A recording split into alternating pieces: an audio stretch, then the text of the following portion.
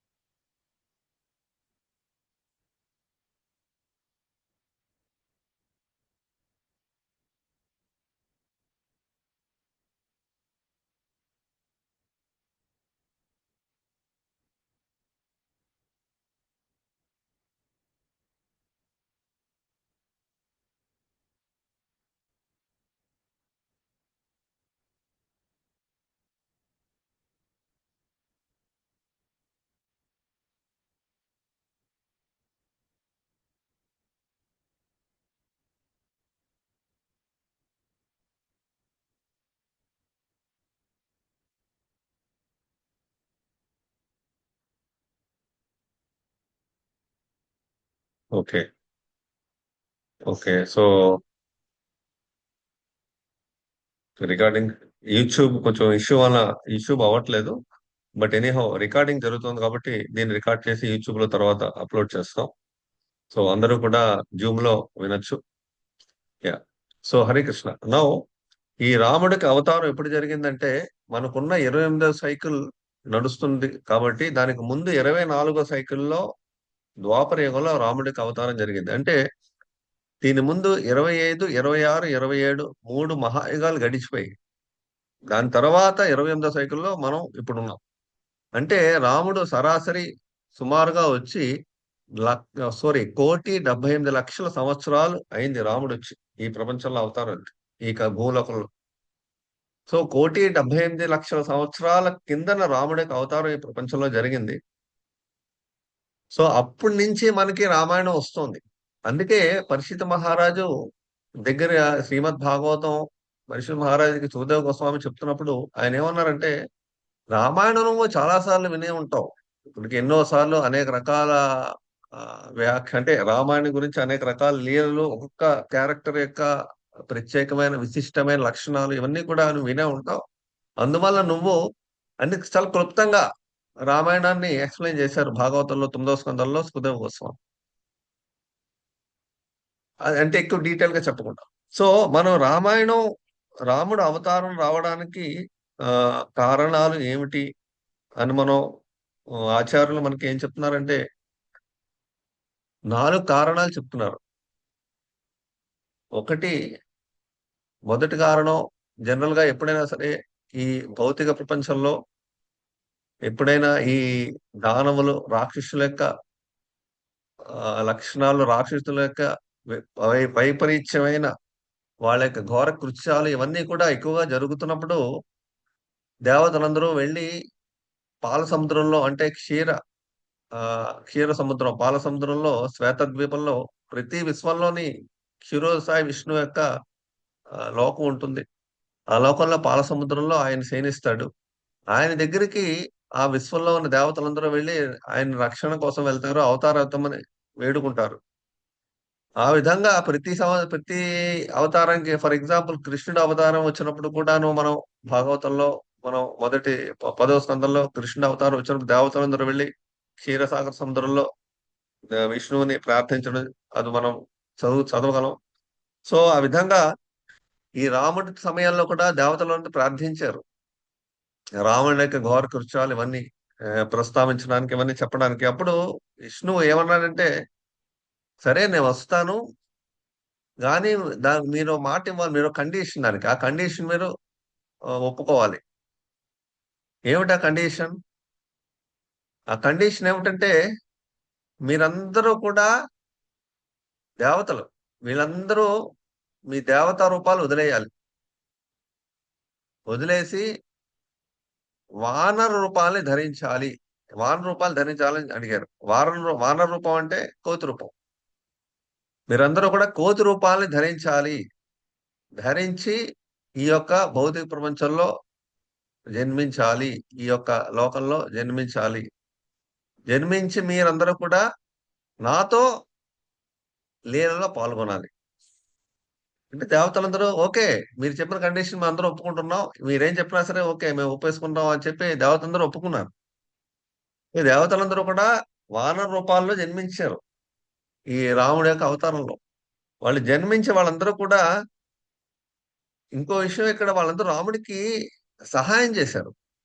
ఇక్కడ మనం చెప్పుకోదగిన విషయం ఏంటంటే రాముడికి వీళ్ళందరూ సహాయం చేశారు. సహాయం అంటే ఫర్ ఎగ్జాంపుల్ భగవంతునికి వానరుల యొక్క సహాయం అంటే భగవంతుడు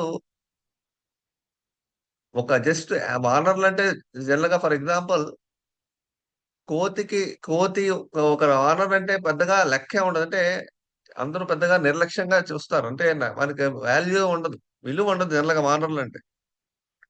అలాంటి వాళ్ళని తన యొక్క ఫ్రెండ్స్ కింద తీసుకున్నాడు శ్రీరాముడు. అంటే ఇక్కడ రాముడి యొక్క లక్షణం మనకేం అర్థమవుతుందంటే వాళ్ళందరూ ఆయన భక్తులు. వాళ్ళు భక్తుల కిందే చూసాడు. వాళ్ళ యొక్క సహాయాన్ని తీసుకున్నాడు. కోతుల యొక్క సహాయాన్ని తీసుకొని రామరావణ యుద్ధం చేశాడు. వాళ్ళందరూ ఏం చేశారు? వాళ్ళకి ఆయుధాలు ఏం లేవు. ఆ రామరావణ యుద్ధంలోని కోతులకి, వానరులకి ఆయుధాలు ఏం లేవు. ఆయుధాలు లేకుండానే వాళ్ళు పాలించారు. వాళ్ళు యుద్ధం చేశారు. సో వాళ్ళ యొక్క హెల్ప్ తీసుకున్నాడు. అంటే జనరల్‌గా ఎవరికైనా మనం మహాభారత యుద్ధం జరిగింది. ఆ! అందరూ మహారథులు, అతిరథులు, వీళ్ళందరూ చాలా యుద్ధంలో పెద్ద పెద్ద వీరులందరూ ప్రపంచంలో అందరూ పాల్గొన్నారు. కానీ అనేక అస్త్రాలు, అనేక పెద్ద పెద్ద అస్త్రాలను ఎవరు ఉపయోగించి యుద్ధం చేశారు.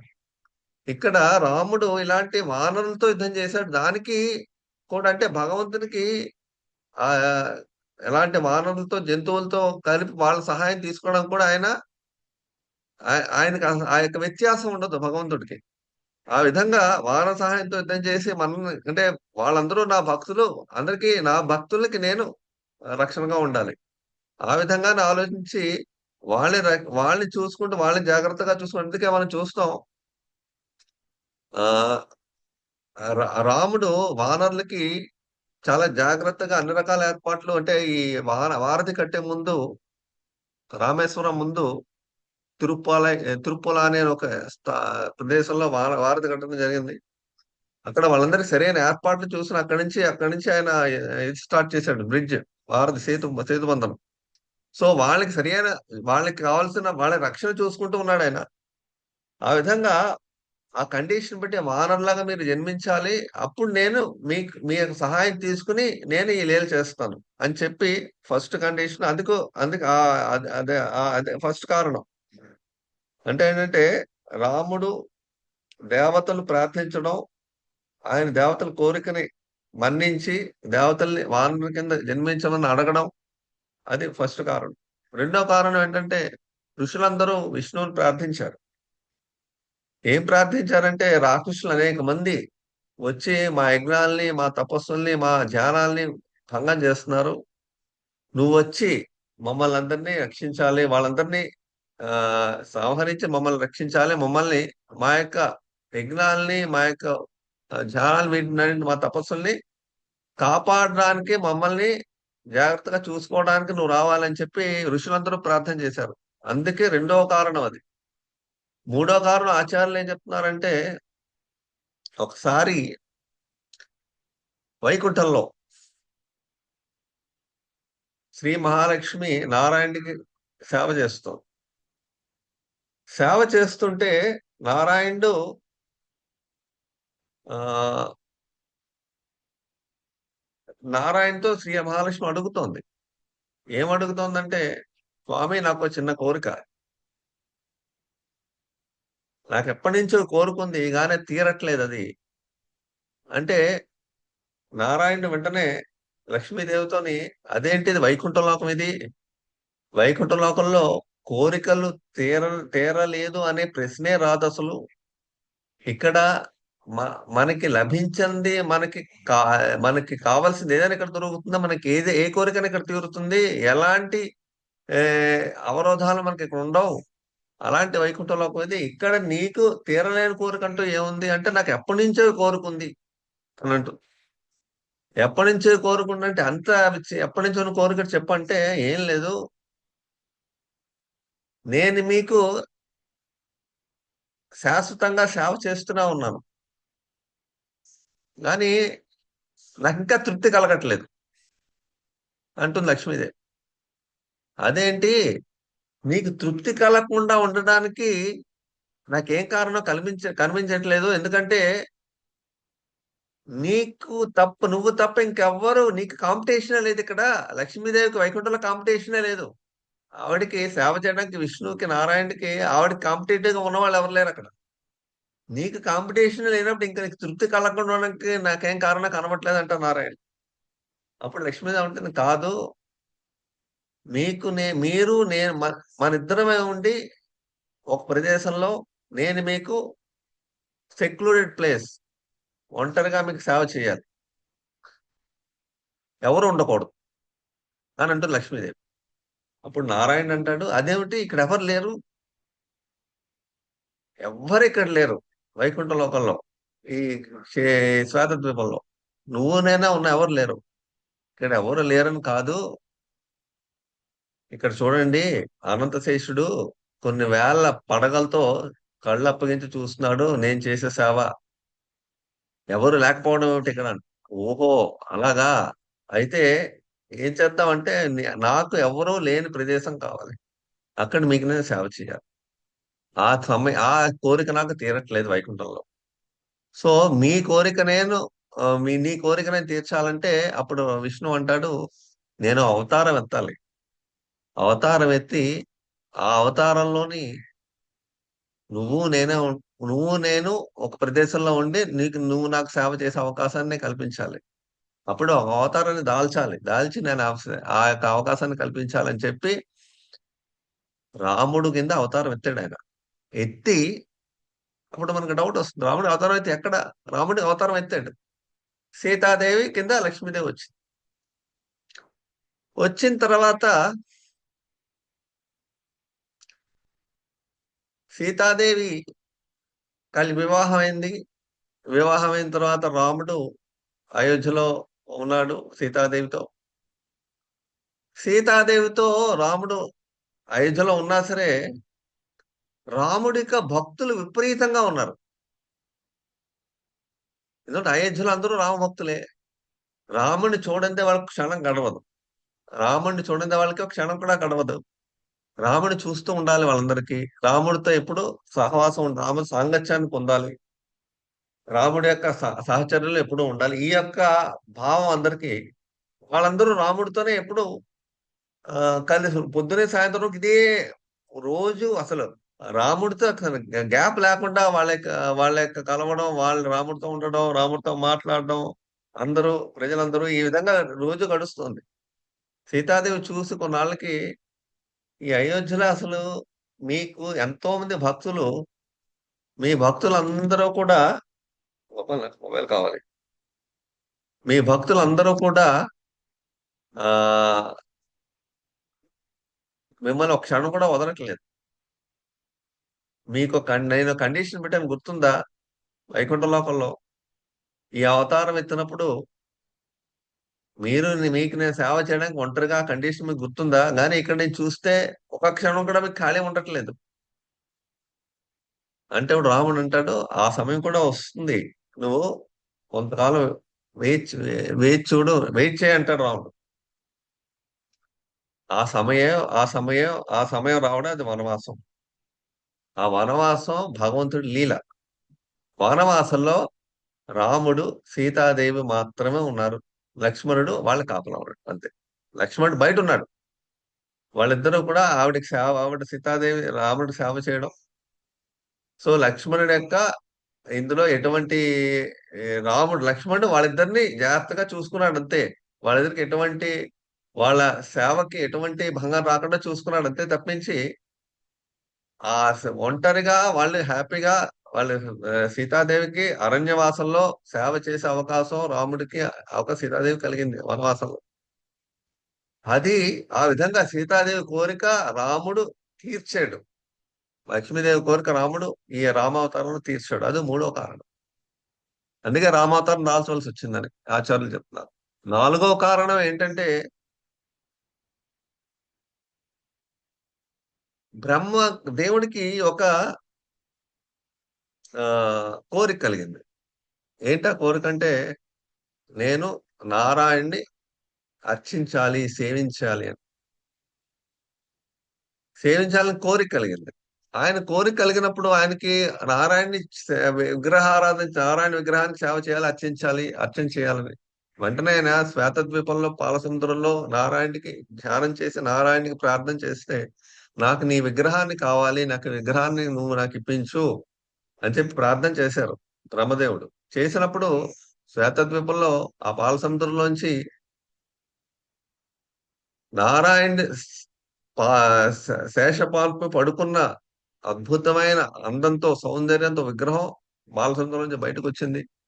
ఆ విగ్రహాన్ని నారాయణుడి బ్రహ్మదేవుడికి ఇచ్చి, ఇది నువ్వు అర్చించుకో రోజు అని చెప్పి బ్రహ్మదేవుడికి ఇచ్చారు.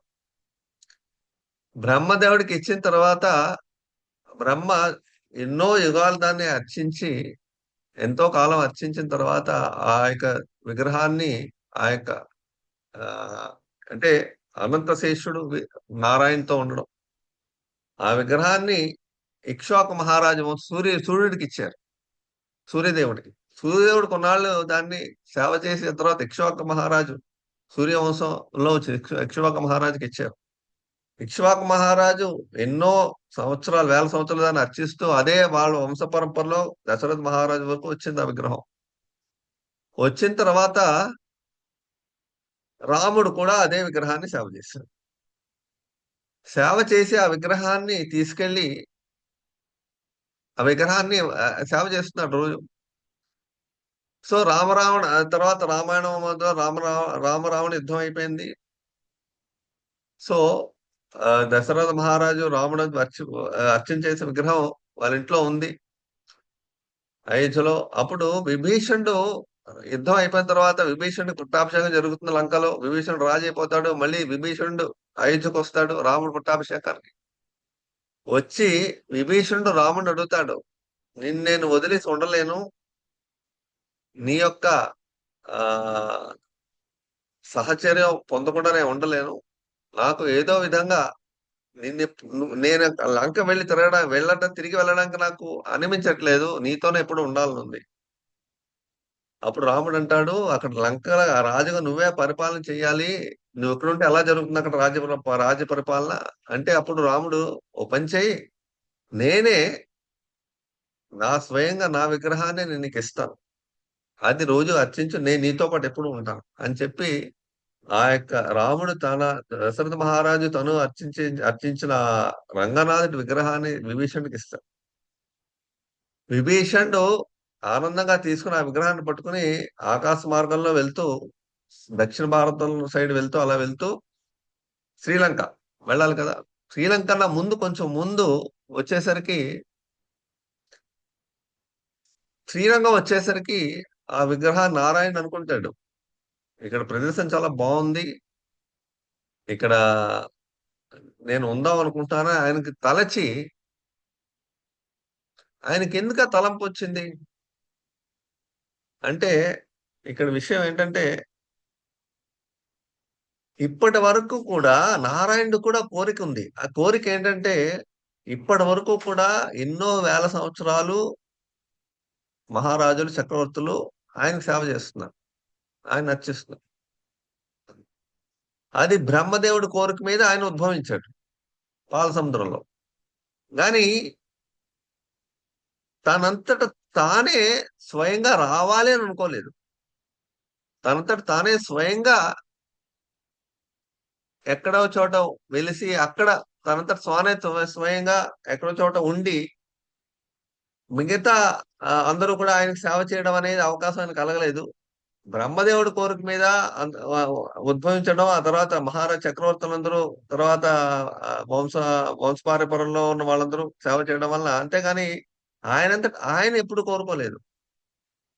అందువల్ల ఆయనకి నా అంతటి నేను వచ్చి నా అంతటి నేను వస్తే నాకు ఆనందం వస్తుంది అంటే, నాకు ఇంకా ఎక్కువ ఆనందం వస్తుంది, నా కోరిక తీరుతుంది, అందరి కోరిక మీద నేను అనుభవించాను చెప్పి నాకు ఇక్కడే ఉండిపోవాలని ఉంది, నా కోరిక ఇది, నేను ఇక్కడ ఉంటాను అని చెప్పి శ్రీరంగంలో సెటిల్ అయిపోయారు. చిన్న కిందకి దిగిపోయారు. అదంటే యాక్చువల్ గా విభీషణుడు కింద పెడతాడు. అక్కడ 9 రోజుల ఫెస్టివల్ జరుగుతుంది చోళ దేశంలో, శ్రీరంగంలో. ఆ ఫెస్టివల్ కి ఉండిపోతాడు ఇక్కడ, నాకు ఇక్కడే బాగుంది, నేను ఇక్కడే ఉండిపోతాను అప్పుడు విభీషణుడు అడుగుతాడు, నువ్వు నా దగ్గర ఉండాలి కదా కోరిక, అంతేగాని నువ్వు ఎక్కడ ఉండిపోతానంటే ఏం లేదు, నేను నిన్ను ఎప్పుడు చూస్తూనే ఉంటానని చెప్పి. శ్రీరంగం విగ్రహం మనం చూస్తే ఎప్పుడు కూడా సముద్రాన్ని చూస్తూ ఉంటుంది. ఆ విగ్రహం కళ్ళు ఎప్పుడు కూడా సముద్రం వైపు దృష్టిలో ఉంటాయి. సముద్రం ఎటువైపు ఉందో ఆ సైడ్ దృష్టిలో ఉంటాయి, సముద్రం సైడ్. నేను ఎప్పుడు చూస్తూ ఉంటాను నేను ఇక్కడి నుంచి అని చెప్పి శ్రీరంగనాథుడు అక్కడ శ్రీరంగంలో సెటిల్ అయిపోతాడు. అంటే భగవంతుడు తన కోరికను తీర్చుకున్నాడు. అంటే ఫర్ ఎగ్జాంపుల్ దేనికో చిన్న ఎగ్జాంపుల్ చెప్తారు. ఆ, ఒక ప్రభుపాద యొక్క ఎగ్జాంపుల్. ఒకసారి ప్రభుపాద ఒక మాతాజీకి సమోసాలు చేయమని చెప్పారు. సమోసాలు చేయమని చెప్తే ఆ మాతాజీ సమోసాలు చేశారు. ప్రభుపాద మర్నాటికి ఆ సమోసాలు ఉంచమన్నారు. మర్నాడు తీసుకుంటా అన్నారు. మర్నాడు తీసుకుంటాను ఉంచమన్నారు. అంటే యాక్చువల్గా మర్నాడు ప్రభుపాద ప్రయాణం చేస్తున్నారు, ట్రావెల్ చేస్తున్నారు. ఆ ట్రావెల్ సమోసాలు నాకు ఉంచమని చెప్పారు. సో ఆ మాతాజీ సమోసాలు తయారు చేసి మర్నాటికి ఉంచారు. ఆ మాతాజీ అది కిచెన్ లో పెట్టారు. సో ప్రభుపాద కిచెన్కి వచ్చారు. సమోసాలు చేశారని చూడారు. సమోసాలు అక్కడ ఉన్నాయి. సమోసాలు ఉండగానే ప్రభుపాద ఒక సమోసా తీసుకోవడం, తినడం మొదలు పెట్టారు.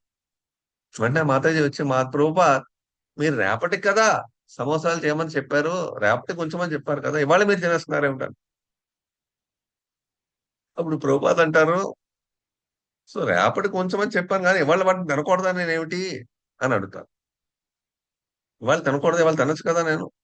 ఆ తినచ్చు, మీరు ఇవాళ కావాలంటే తినచ్చు అంటారు ఆ మాతాజీ.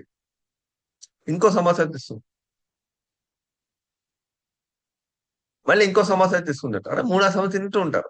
తింటూ ఉంటే ఆ మాతాజీ, ఓ ప్రభుపాదికి నేను చేసిన సమోసాలు బాగా నచ్చాయేమో అనుకుని చాలా ఆనందంగాను పడి, సమోసాలు బాగా వచ్చాయి ప్రభుపాద్ అంటే, ప్రభుపాద్ ఇంకో సమోసా తింటారు. తినేసరికి ఆ మాతాజీ అడుగుతారు ప్రభుపాద్ క్వశ్చన్, ప్రభుపాద్, ఆ, నా యొక్క వంట, అంటే ప్రభుపాద రివ్యూ అన్నమాట. అంటే ప్రభుపాదని తన వంటని ఏ విధంగా, తన వంటని ఎలాంటి రివ్యూ ఇస్తారు, ఎలాంటి కామెంట్ ఇస్తారు, మంచి కామెంట్ ఇస్తారేమో అని చెప్పే ఉద్దేశంతో మా మాతాజీ ప్రభుపాదని అడిగారు అనమాట. నా వంట, నా యొక్క సమోసా తయారు చేయడం, నా వంట చూసి మీకు అంత ఆనందం కలిగిందా, నేను వంట చేసిన సమోసా మీకు అంత ఆనందాన్ని కలిగిస్తోందా అని అడుగుతారు ఆ మాతాజీ. అప్పుడు ప్రభుపాద్ అంటారు, అలా కాదు,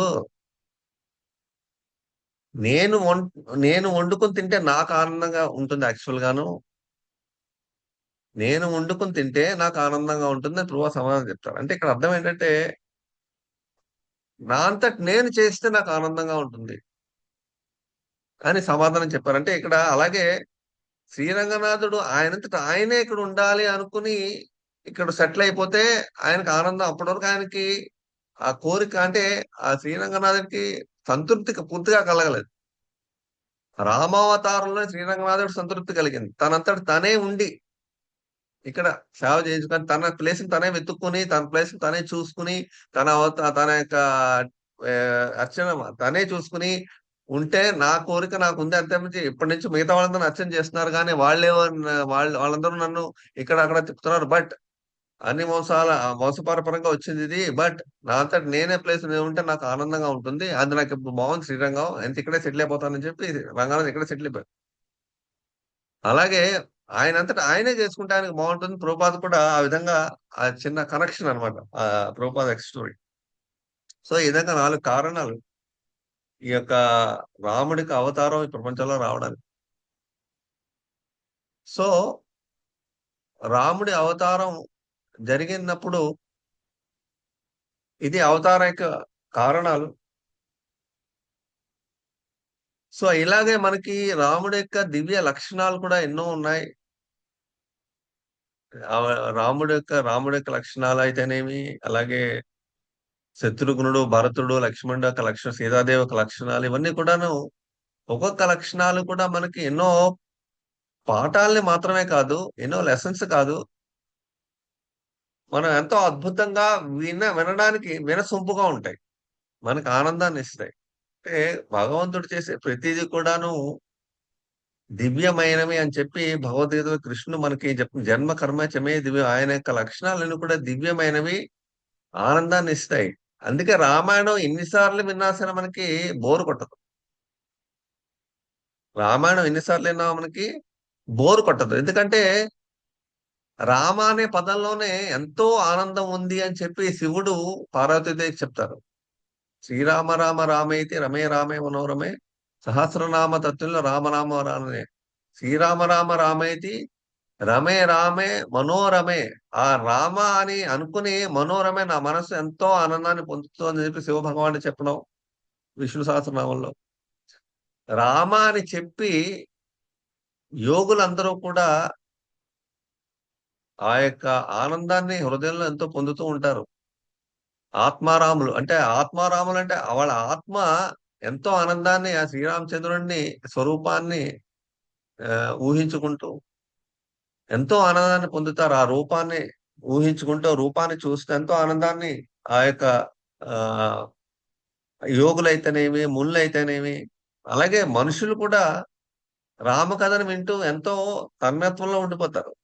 అంటే రామకథ అంత తీయగా, మధురంగా ఉంటుంది. రామనామం, రామకీర్తన చేస్తే ఎంతో ఆనందంగా ఉంటారు. సో, అలాంటి రామనామం, రామకథ లీలలు, లక్షణాలు మనకి ఎన్ని సార్లు విన్నా, అందుకే సుఖదేవ గోస్వామి భాగవతంలోని నువ్వు ఎంతో ఇప్పటి వరకు నీ జీవితంలో ఎన్నోసార్లు రామాయణం గురించి వినుంటావు అని చెప్పి ఆయన ఎక్కువగా చెప్పలేదు. 9వ స్కందంలో జస్ట్ క్లుప్తంగా చెప్పేశారు. సో మనకి ఈ లక్షణాల గురించి కొంచెం కొంచెం మనం నేర్చుకుందాం.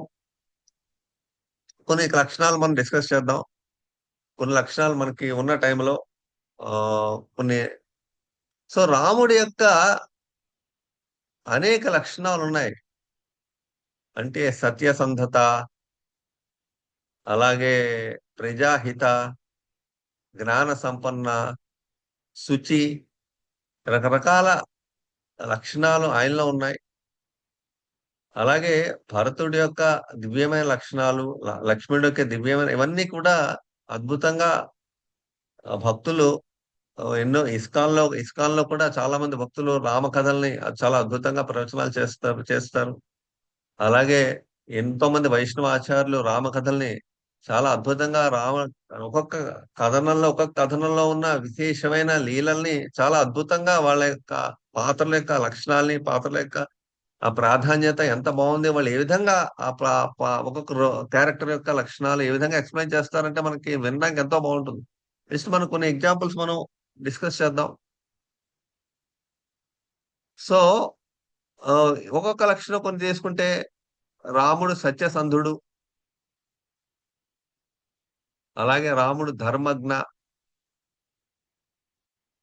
ధర్మజ్ఞ అనే పదానికి అర్థం ధర్మాన్ని ఎప్పుడూ ఆచరించేవాడు, ధర్మాన్ని పాలించేవాడు, ధర్మాన్ని నిలబెట్టేవాడు, ధర్మాన్ని ప్రపంచానికి తను పాలించి ధర్మాన్ని ప్రపంచానికి అందరికీ చూపించేవాడు.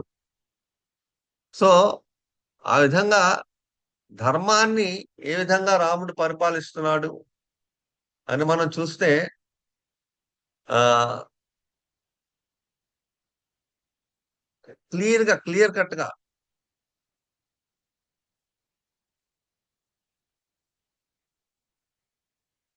రామ లక్ష్మణులు అరణ్యవాసం వెళ్తున్నప్పుడు, అంటే అరణ్యవాసం కాదు, మామూలుగా మిగతా పరిస్థితుల్లో కూడాను ఆ ధర్మజ్ఞ అనే ఒక లక్షణం నుంచి, ఆ యొక్క లక్షణం నుంచి మనకి చాలా విషయాలు మనకి తెలుస్తాయి. ఆచార్యులు దానికి దేంతో కంపేర్ చేస్తున్నారంటే, మానవుల యొక్క ధర్మం ఏమిటి? భగవంతునికి సేవ చేయడం. జీవుల యొక్క ధర్మం. సో అర్ధ అంటే ఎవరు అంటే లక్ష్మణుడు. లక్ష్మణుడు రాముడికి సేవలో నిరంతరం ఉంటాడు. సో ధర్మం అంటే మనకి రాముడు ధర్మాన్ని పరిపాలిస్తున్నాడు. బట్ ఆ ధర్మాన్ని ఆచార్యులు ఇంకో విధంగా, అంటే ఆచార్యుల కామెంటరీస్ కొన్ని రకరకాలుగా భాష్యాలు ఉంటాయి. ఒక భాష్యం, అందులో ఒక భాష్యం ఏంటంటే లక్ష్మణుడు రాముడి సేవ కోసం ఉన్నాడు. ఆ లక్ష్మణుడు యొక్క ఆ యొక్క సేవా ప్రవృత్తి, సేవా లక్షణం అనేది రాముడితో కలిస్తేనే జీవుడు పరమాత్మకి సేవ అంటే లక్ష్మణుడు దానికి ప్రతీక. రాముడి సేవకి లక్ష్మణుడు ప్రతీక. అంటే జీవుల యొక్క ధర్మ భగవంతుని సేవ. లక్ష్మణుడు దానికి ప్రతీక. లక్ష్మణుడు ఎప్పుడు రాముడి సేవలో ఉంటాడు.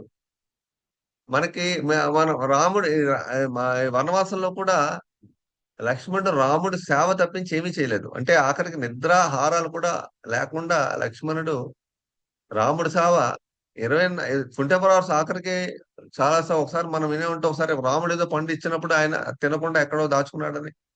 సో నిద్రాహారం లేకుండా సేవ అలాగే భగవంతునికి సేవ చేయడం అనేది మానవ జీవుల యొక్క ధర్మం. అలాంటి లక్ష్మణుడు ఎప్పుడు కూడా భగవత్ సేవలో ఎప్పుడు ఉన్నట్టు మనం కూడా రాముడి సేవలో ఉండాలి. మన ధర్మాన్ని మనం పాటించాలి అని చెప్పి మనకి రాముడు యొక్క విషయం అన్నమాట. ఈ యొక్క లక్షణం. ఇంకో లక్షణం ఏంటంటే ధర్మాన్ని ఎలా పరిపాలిస్తున్నాడు అంటే ఏకపత్ని వ్రతుడు. అలాగే ఆ ఇంకో చిన్న పాయింట్. మన విశ్వామిత్రుడు ఆ ఈ ఈ స్వయంవరం తీసుకెళ్తున్నప్పుడు గురువు మాట జవదాటడు రాముడు. అది ధర్మం. గురువు మాట విశ్వామిత్రుడు గురువు కింద ఆయనకి సేవ చేస్తున్నాడు రాముడు. రామలక్ష్మణులు ఇద్దరు సేవ చేస్తున్నారు. గురువు మాట జవదాటడు. సో విశ్వామిత్రుడికి స్వయంవరంకి వెళ్తున్నప్పుడు విశ్వామిత్రుడు ఏం చెప్తే అదే చేస్తాడు రాముడు. అంతకన్నా ఏమి చేయడు. అంటే ఏంటి? గురువు యొక్క శిష్యుడు యొక్క ధర్మం ఏంటి? గురువు చెప్పింది ఉన్నది ఉన్నట్టుగా చేయడం. అది ధర్మం. తను చేసే ప్రతి పని, ప్రతి ఆచరణలో కూడాను ధర్మాన్ని ఉన్నది ఉన్నట్టుగా పరిపాలిస్తాడు. సో ఇక్కడ ఎప్పుడైతే విశ్వామిత్రుడు స్వయంవరానికి తీసుకెళ్తాడో విశ్వామిత్రుడు తీసుకొస్తాడు జనక మహారాజ్ స్వయంవరానికి. తీసుకొచ్చి రామా అక్కడ చూడు శివధనస్సు ఉంది, నన్ను ఒకసారి చూడు అంటాడు విశ్వామిత్రముని. ఆ చూడు అనగానే రాముడు దాన్ని ఏ విధంగా అర్థం చేసుకున్నాడంటే దాన్ని చూసి దాన్ని సంధించు అని కూడా అని అర్థం చేసుకుంటే గురువు యొక్క మాట చూడంటే చూసి వచ్చేయడం కాకుండా గురువు యొక్క మనసులో ఉన్న మాట ఏమిటో సరిగ్గా అర్థం చేసుకుని అది చేసి సరిగ్గా రావడం శిష్యుడు యొక్క ధర్మం. అంటే శిష్యుడు ఆ విధంగా క్లారిటీగా గురువు యొక్క విషయాల్ని అర్థం చేసుకునే పరిస్థితుల్లో ఉండాలి. సో ఆ విధంగా చూసి వచ్చడమే కాకుండా ఆ యొక్క ధనస్సుని చూసి అక్కడ గురువు ఏం చెప్పారు ఆయన విశ్వామిత్రముని సంధించు.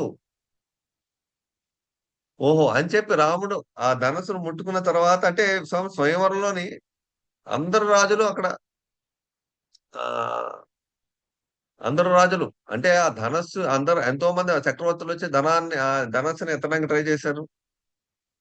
రామాయణంలో ఏం చెప్తున్నారంటే 1000 మంది మనుషులు ఆ ధనస్సుని ఎత్తి 2 అడుగులు వేస్తే ఇంకా మోయలేక మళ్ళీ కూర్చుండిపోవాలి, కాసేపు రెస్ట్ తీసుకోవాలి. అంత బరువు ఆ ధనస్సు.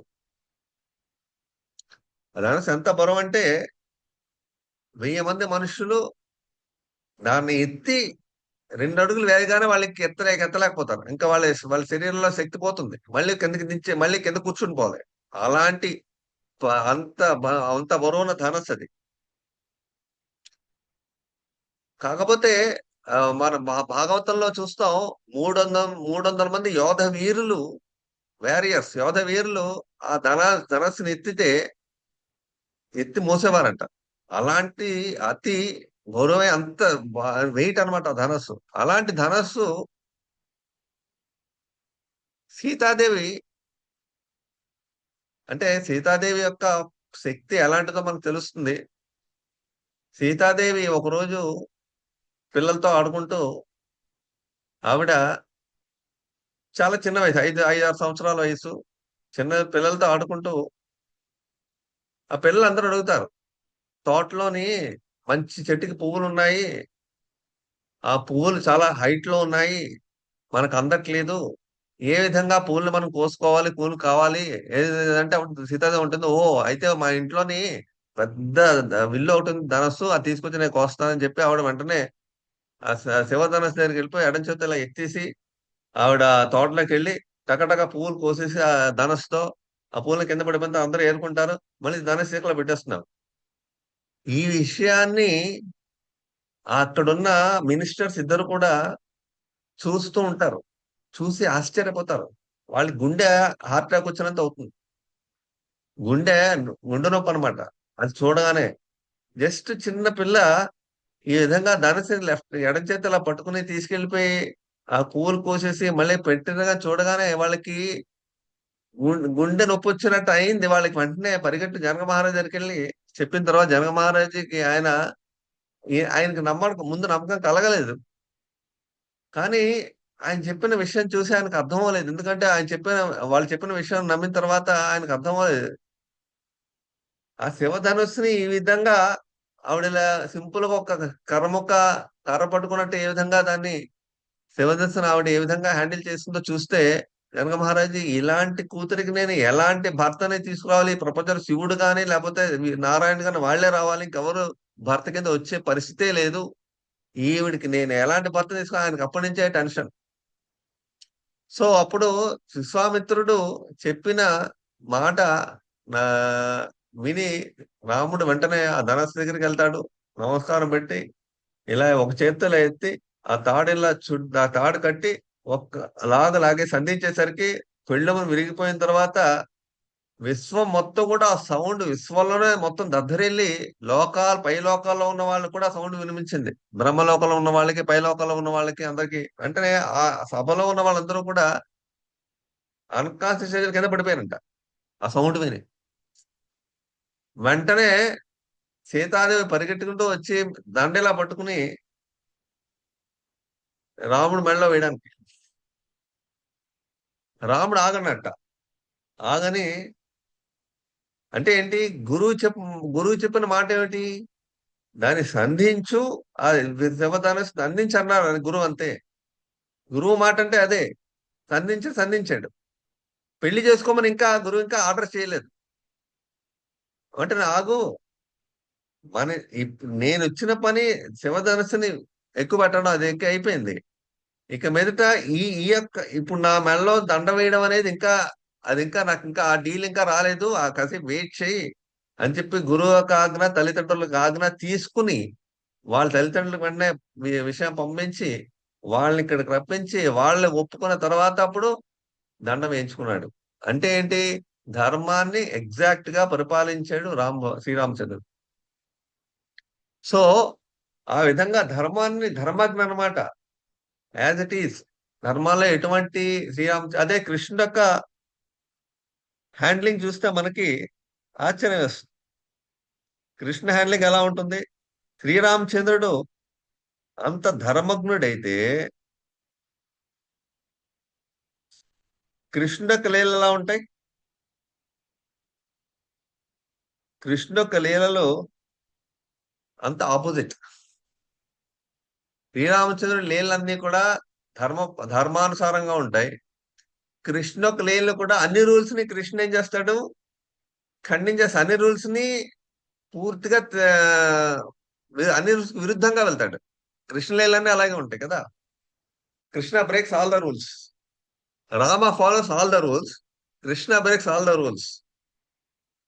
అంటే మనకి కృష్ణుడికి రాముడికి మధ్య సంబంధం ఏ విధంగా మనకు తెలుస్తుందంటే,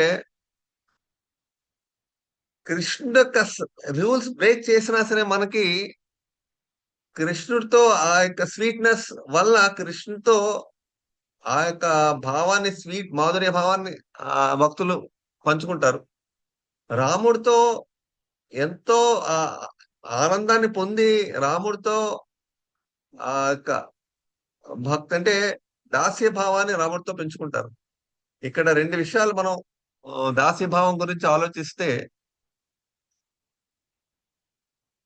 రాముడు వానరులతోని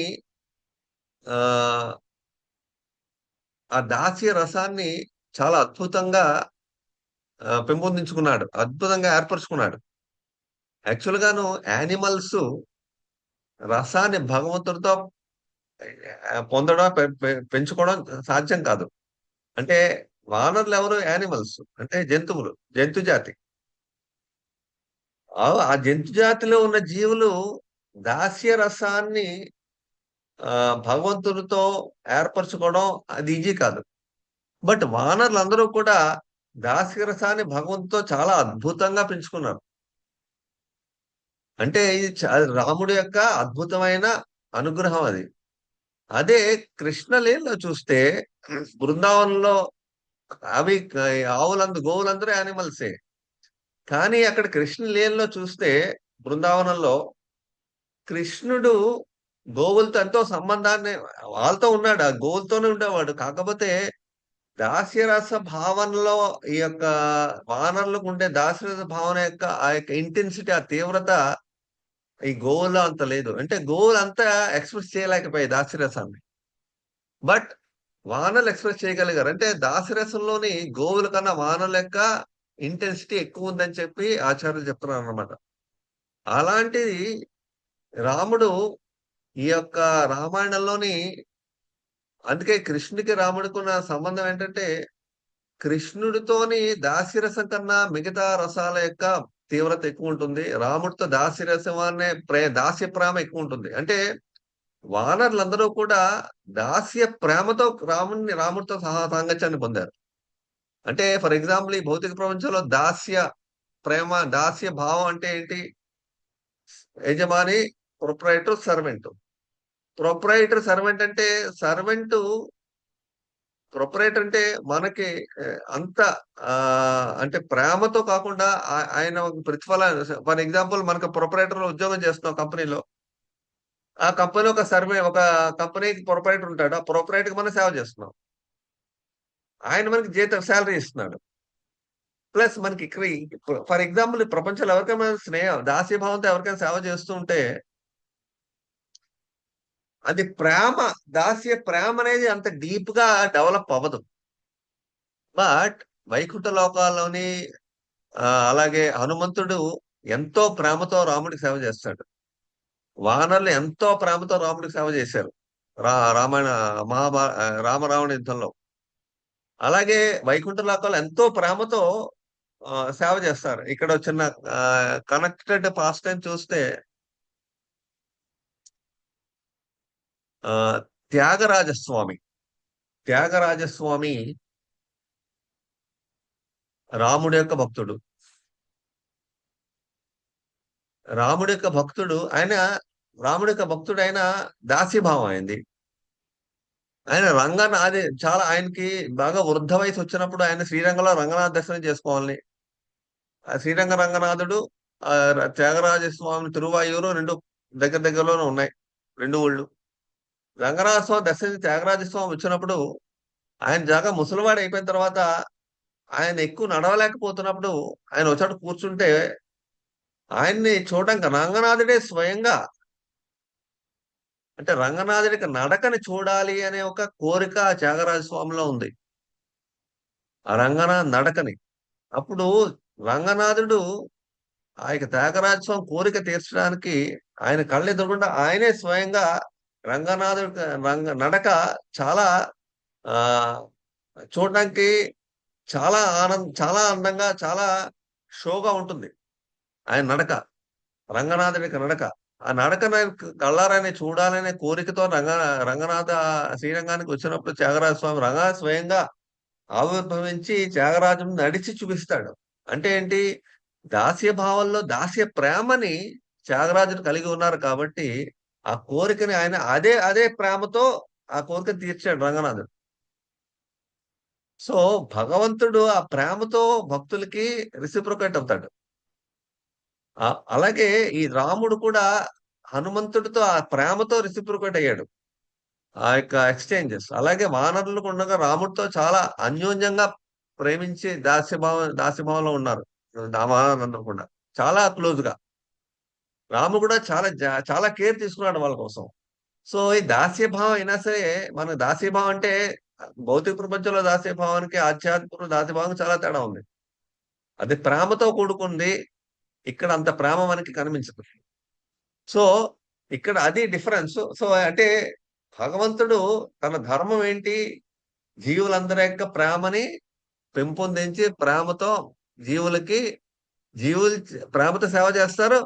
ఆయన కూడా సేవ చేస్తాడు. ఆ ధర్మం అంటే మనం ధర్మజ్ఞ అంటే ధర్మాన్ని పరిపాలించడమే కాదు, ఈ క మానవులకి ధర్మం కూడా భగవంతుని సేవ చేయడం. అది ఒక ధర్మం. సో, ఈ విధంగా ధర్మజ్ఞ అనే పదానికి ఆయన రాముడు ఒక ప్రతీక, ఒక బెస్ట్ ఎగ్జాంపుల్. అలాగే సత్యసంధత. సత్యసంధత అంటే రాముడు ఈ కథ మీకు తెలిసే ఉంటుంది. ఒకసారి మా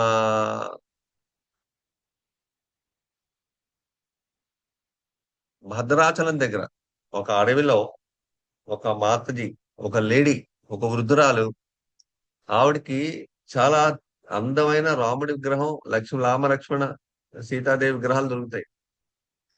ఆవిడ దొరికిన తర్వాత ఆవిడ ఆ విగ్రహాలకి అందంగా ఉన్నాయని చెప్పి రోజు ఆ విగ్రహాల అరణ్యంలో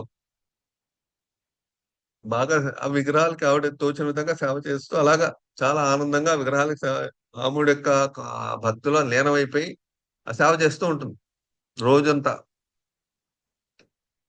సేవ చేస్తూ ఉంటే అక్కడ లోకల్ గవర్నమెంట్ ఆఫీసరు రామదాస్ ఆయన వస్తాడు అరణ్యానికి. అంటే ఆ ఏరియాలో వస్తాడు. వచ్చి చూస్తే ఈవిడొక్క భక్తి, ఈవిడొక్క సేవా విధానం, ఈవిడొక్క సేవ, రాముడి యొక్క విగ్రహాలను చూసి చాలా ఆనందిస్తాడు. రామదాస్ కూడా రామభక్తుడు. భక్త రామదాసు కథ మనందరికీ తెలుసు. రామదాసు రామభక్తుడు. ఎంత అందంగా ఉన్న రాముడి విగ్రహాన్ని, అలాగే ఆవిడ సేవాన్ని చూసి చాలా ఆనందించి రామదాసు, ఆ నువ్వు ఒక్కదానివే సేవ చేస్తున్నావు కదా, ఆలోచిస్తాడు ఆయన. నీకెవరు లేరంటే, నాకెవరు లేరు, నేను ఒక్కడే సేవ చేస్తున్నాను, నేను ఒక్కదాన్నే చేసుకుంటున్నాను. మీరు ఆఫీసర్లు కదా, నాకు ఎటువంటి మార్గం లేదు చేయడానికి, నాకు తోచిన విధంగా చేసుకుంటున్నాను అంటే, అప్పుడు లోకల్ ఆఫీసర్ చూసి ఆలోచిస్తాడు. ఆయన రామదాస్ చూసి, ఏదో విధంగా ఇక్కడ ఏదో చెయ్యాలి నేను అంటే, ఆవిడ అంటుంది, మీరందరూ కూడా ప్రభుత్వం వాళ్ళు, అందువల్ల మీరు మీ చేతుల మీదుగా ఈ యొక్క ఒక మంచి ఆలయాన్ని నిర్మించి ఈ రాముడిని అక్కడ ప్రతిష్ఠ చేసి సేవ చేసుకునే అందరినీ సేవ చేయడానికి అవకాశాన్ని కల్పిస్తే చాలా బాగుంటుంది అని చెప్పి రామదాస్‌కి ఆ వృద్ధురాలు సలహా అంటే అప్పుడు రామదాస్ చాలా ఆనందపడతాడు. రామదాస్ రామభక్తుడు కాబట్టి. వెంటనే ఆలోచిస్తాడు గానీ, ఇదంతా ఆలయం కట్టాలి, ఇవన్నీ చేయాలంటే చాలా డబ్బు కావాలి. రామదాస్ యొక్క ప్రొఫెషన్ ఏంటి? వృత్తి అంటే టాక్స్ కలెక్టర్. ఆల్రెడీ గవర్నమెంట్ యొక్క టాక్స్ కలెక్షన్ మనీ అంతా ఆయన దగ్గరుంది. ఇప్పుడు ఆయన దగ్గర ఉన్న ఆ టాక్స్ కలెక్షన్‌ని, అంటే డబ్బును ఉపయోగిస్తే మళ్ళీ గవర్నమెంట్‌కి సమాధానం చెప్పుకోవాలి. పోనీ ఆయనేం ఆలోచిస్తాడు, పోనీ చూద్దాంలే, ఆహ్, ముందు వాడేద్దాం, కావాల్సింది వాడదాం, ఆ తర్వాత ఏదో విధంగా అడ్జస్ట్ చేద్దాం అని చెప్పి ఆయన అనుకుని వెంటనే అద్భుతంగా భద్రాచల ఆలయాన్ని కట్టి, అద్భుతంగా విగ్రహాన్ని ప్రతిష్ఠ చేసి, అద్భుతంగా భక్తులందరికీ ఆ సేవ చేసిన అవకాశం కల్పించి అన్ని చేస్తారు. ఈ లోపల గవర్నమెంట్ తానిషా ఏం చేస్తాడు? తెలిసిపోతుంది. గవర్నమెంట్ డబ్బులు వాడాడు, ఆలయం కట్టాడు అని. వెంటనే ఏం చేస్తాడు, ఆయన జైల్లో వేసేస్తాడు. జైల్లో వేస్తే రామదాస్‌కి కోపం. నేను నీకు సేవ చేయడానికి, నీ ఆలయం కట్టించడానికి డబ్బును వాడాను. నువ్వేమో తీసుకెళ్ళి జైల్లో పెట్టించావు. నువ్వేమంటున్నావు? నీ భక్తులను కాపాడతాను అంటున్నావు. అని సత్యాన్ని చెప్తున్నావు. నీ నువ్వు నీ మాట గాని, నీ మాట నువ్వెక్కడ నిలబెట్టుకున్నావు? అని జెప్పి ఆహ్, మీ అందరికీ రామదాస్ కథ చాలా మందికి తెలిసే ఉంటుంది. సో, అప్పుడు రామదాసు చాలా కోపంతో అద్భుతంగా పాటలు రాయడం, జైల్లో అదంతా కథలు, కథలయిపోయి రామదాస్ అయిన తర్వాత రామదాసు వెంటనే రాముడు తన భక్తుడు ఈ విధంగా కోపంగా ఉన్నాడు, జైల్లో ఉన్నాడని వెంటనే ఏం చేస్తాడు, ఆ రోజు రాత్రి తానిషా యొక్క కల్లో కనబడి, తానిషాతో నీకు కావాల్సిన ధనం ఇదే కదా, నీకు ఎంత ఖర్చు పెట్టాలో అంతే కదా, ఎంత ఖర్చు పెట్టాలో రామదాస్ అంతా నీకు ఇప్పుడే ఇచ్చేస్తానని చెప్పి రాముడు లక్ష్మణుడు ఇద్దరు దివ్యమైన మంగళ స్వరూపంతో వాళ్ళిద్దరూ ప్రత్యక్షమయ్యారు. తానిషాకి ప్రత్యక్షమయ్యి నీ డబ్బు తీసుకో అని చెప్పి బంగారు నాణాల సంచీలు రెండు తీసుకెళ్లి ఆ కళలో ఇదంతా ఆయన దగ్గర పెట్టేస్తారు. కళ వెంటనే బయటకు వస్తుంది. కళ పోతుంది, బయటకు కళ్ళు తెరుచుకోగానే నిజంగా ఆయన పక్కన బంగారు నాణాల సంచీలు ఉంటాయి. వెంటనే దానిషా లేచి పరిగెట్టి వెళ్ళి రామదాస్ దగ్గరికి వెళ్ళి, నన్ను క్షమించు, నువ్వెవరో తెలియలేకపోయాను, తెలుసుకోలేకపోయాను. నువ్వు నీలాంటి మహాభక్తులు భగవంతుడు నాకు సాక్షాత్కారం ఇచ్చాడు. నీలాంటి మహాభక్తులు నా రాజ్యంలో ఉన్నది చాలా గొప్ప, చాలా అదృష్టం నాకు అని చెప్పి వెంటనే పిలిపించి రామదాస్కి ఆ ఆలయ యొక్క ప్రధాన నిర్వాహకునిగా ఏర్పాటు చేస్తారు. సో ఇక్కడ అంటే ఆ విషయం చెప్పగానే రామదాస్ చాలా కోపం వస్తుంది ఇంకా. అప్పుడు రాముడితో అంటాడు, నీకింత సేవ చేశాను నేను, నీకు ఆలయం కట్టించి ఇంత సేవ చేశాను, నాకు నువ్వు కనిపించకుండాను తానిషే కళ్ళ కనిపించావా, నన్ను తీసుకెళ్లి జైల్లో పెట్టాడు, వాడి కళ్ళ కనిపించావా అని చెప్పి రామదాస్ ఇంకా కోపం పడతారు అనమాట. సో ఇక్కడ ఏంటంటే అక్కడ రాముడు తన యొక్క సత్యాన్ని, తన యొక్క ఆ మాటను నిలబెట్టుకున్నాడు. భగవంతుని రక్షిస్తాను అనే మాట నిలబెట్టుకున్నాడు. అలాగే లక్ష్మణుడు కూడా సేవ చేసుకోవడానికి మాట ఇస్తాడు మొదట్లో. కానీ లక్ష్మణుడు ఆ ఎప్పుడైతే రాముడు అరణ్యవాసం చేయడానికి అరణ్యవాసం వెళ్ళడానికి వెళ్తున్నాడో లక్ష్మణుడు నేను కూడా నీతో వస్తానంటాడు. అప్పుడు రాముడు అంటాడు, నువ్వు ఒకటి నన్ను కదా అరణ్యవాసం వెళ్ళమంది మన తండ్రి దశరథ మహారాజు, నువ్వెందుకు నాతో అరణ్యవాసం రావడం అంటే, లేదు నేను అరణ్యవాసం వస్తాను, నేను నీ యొక్క సేవ తప్పించి నాకు చేయవలసింది ఏమీ లేదు. సో నీ సేవ నాకు కావాలి, నువ్వు లేకపోతే నేను ఉండాల్సిన అవసరమే లేదు నేను అంటే. అప్పుడు రాముడు అంటాడు, యాక్చువల్గా ఒప్పుకోడు. అప్పుడు సీతాదేవి ప్రార్థిస్తాడు. సీతాదేవి ప్రార్థించి రాముడు పాదాల మీద పడి లక్ష్మణుడు సీతాదేవిని ప్రార్థిస్తూ ఏం చెప్తారంటే,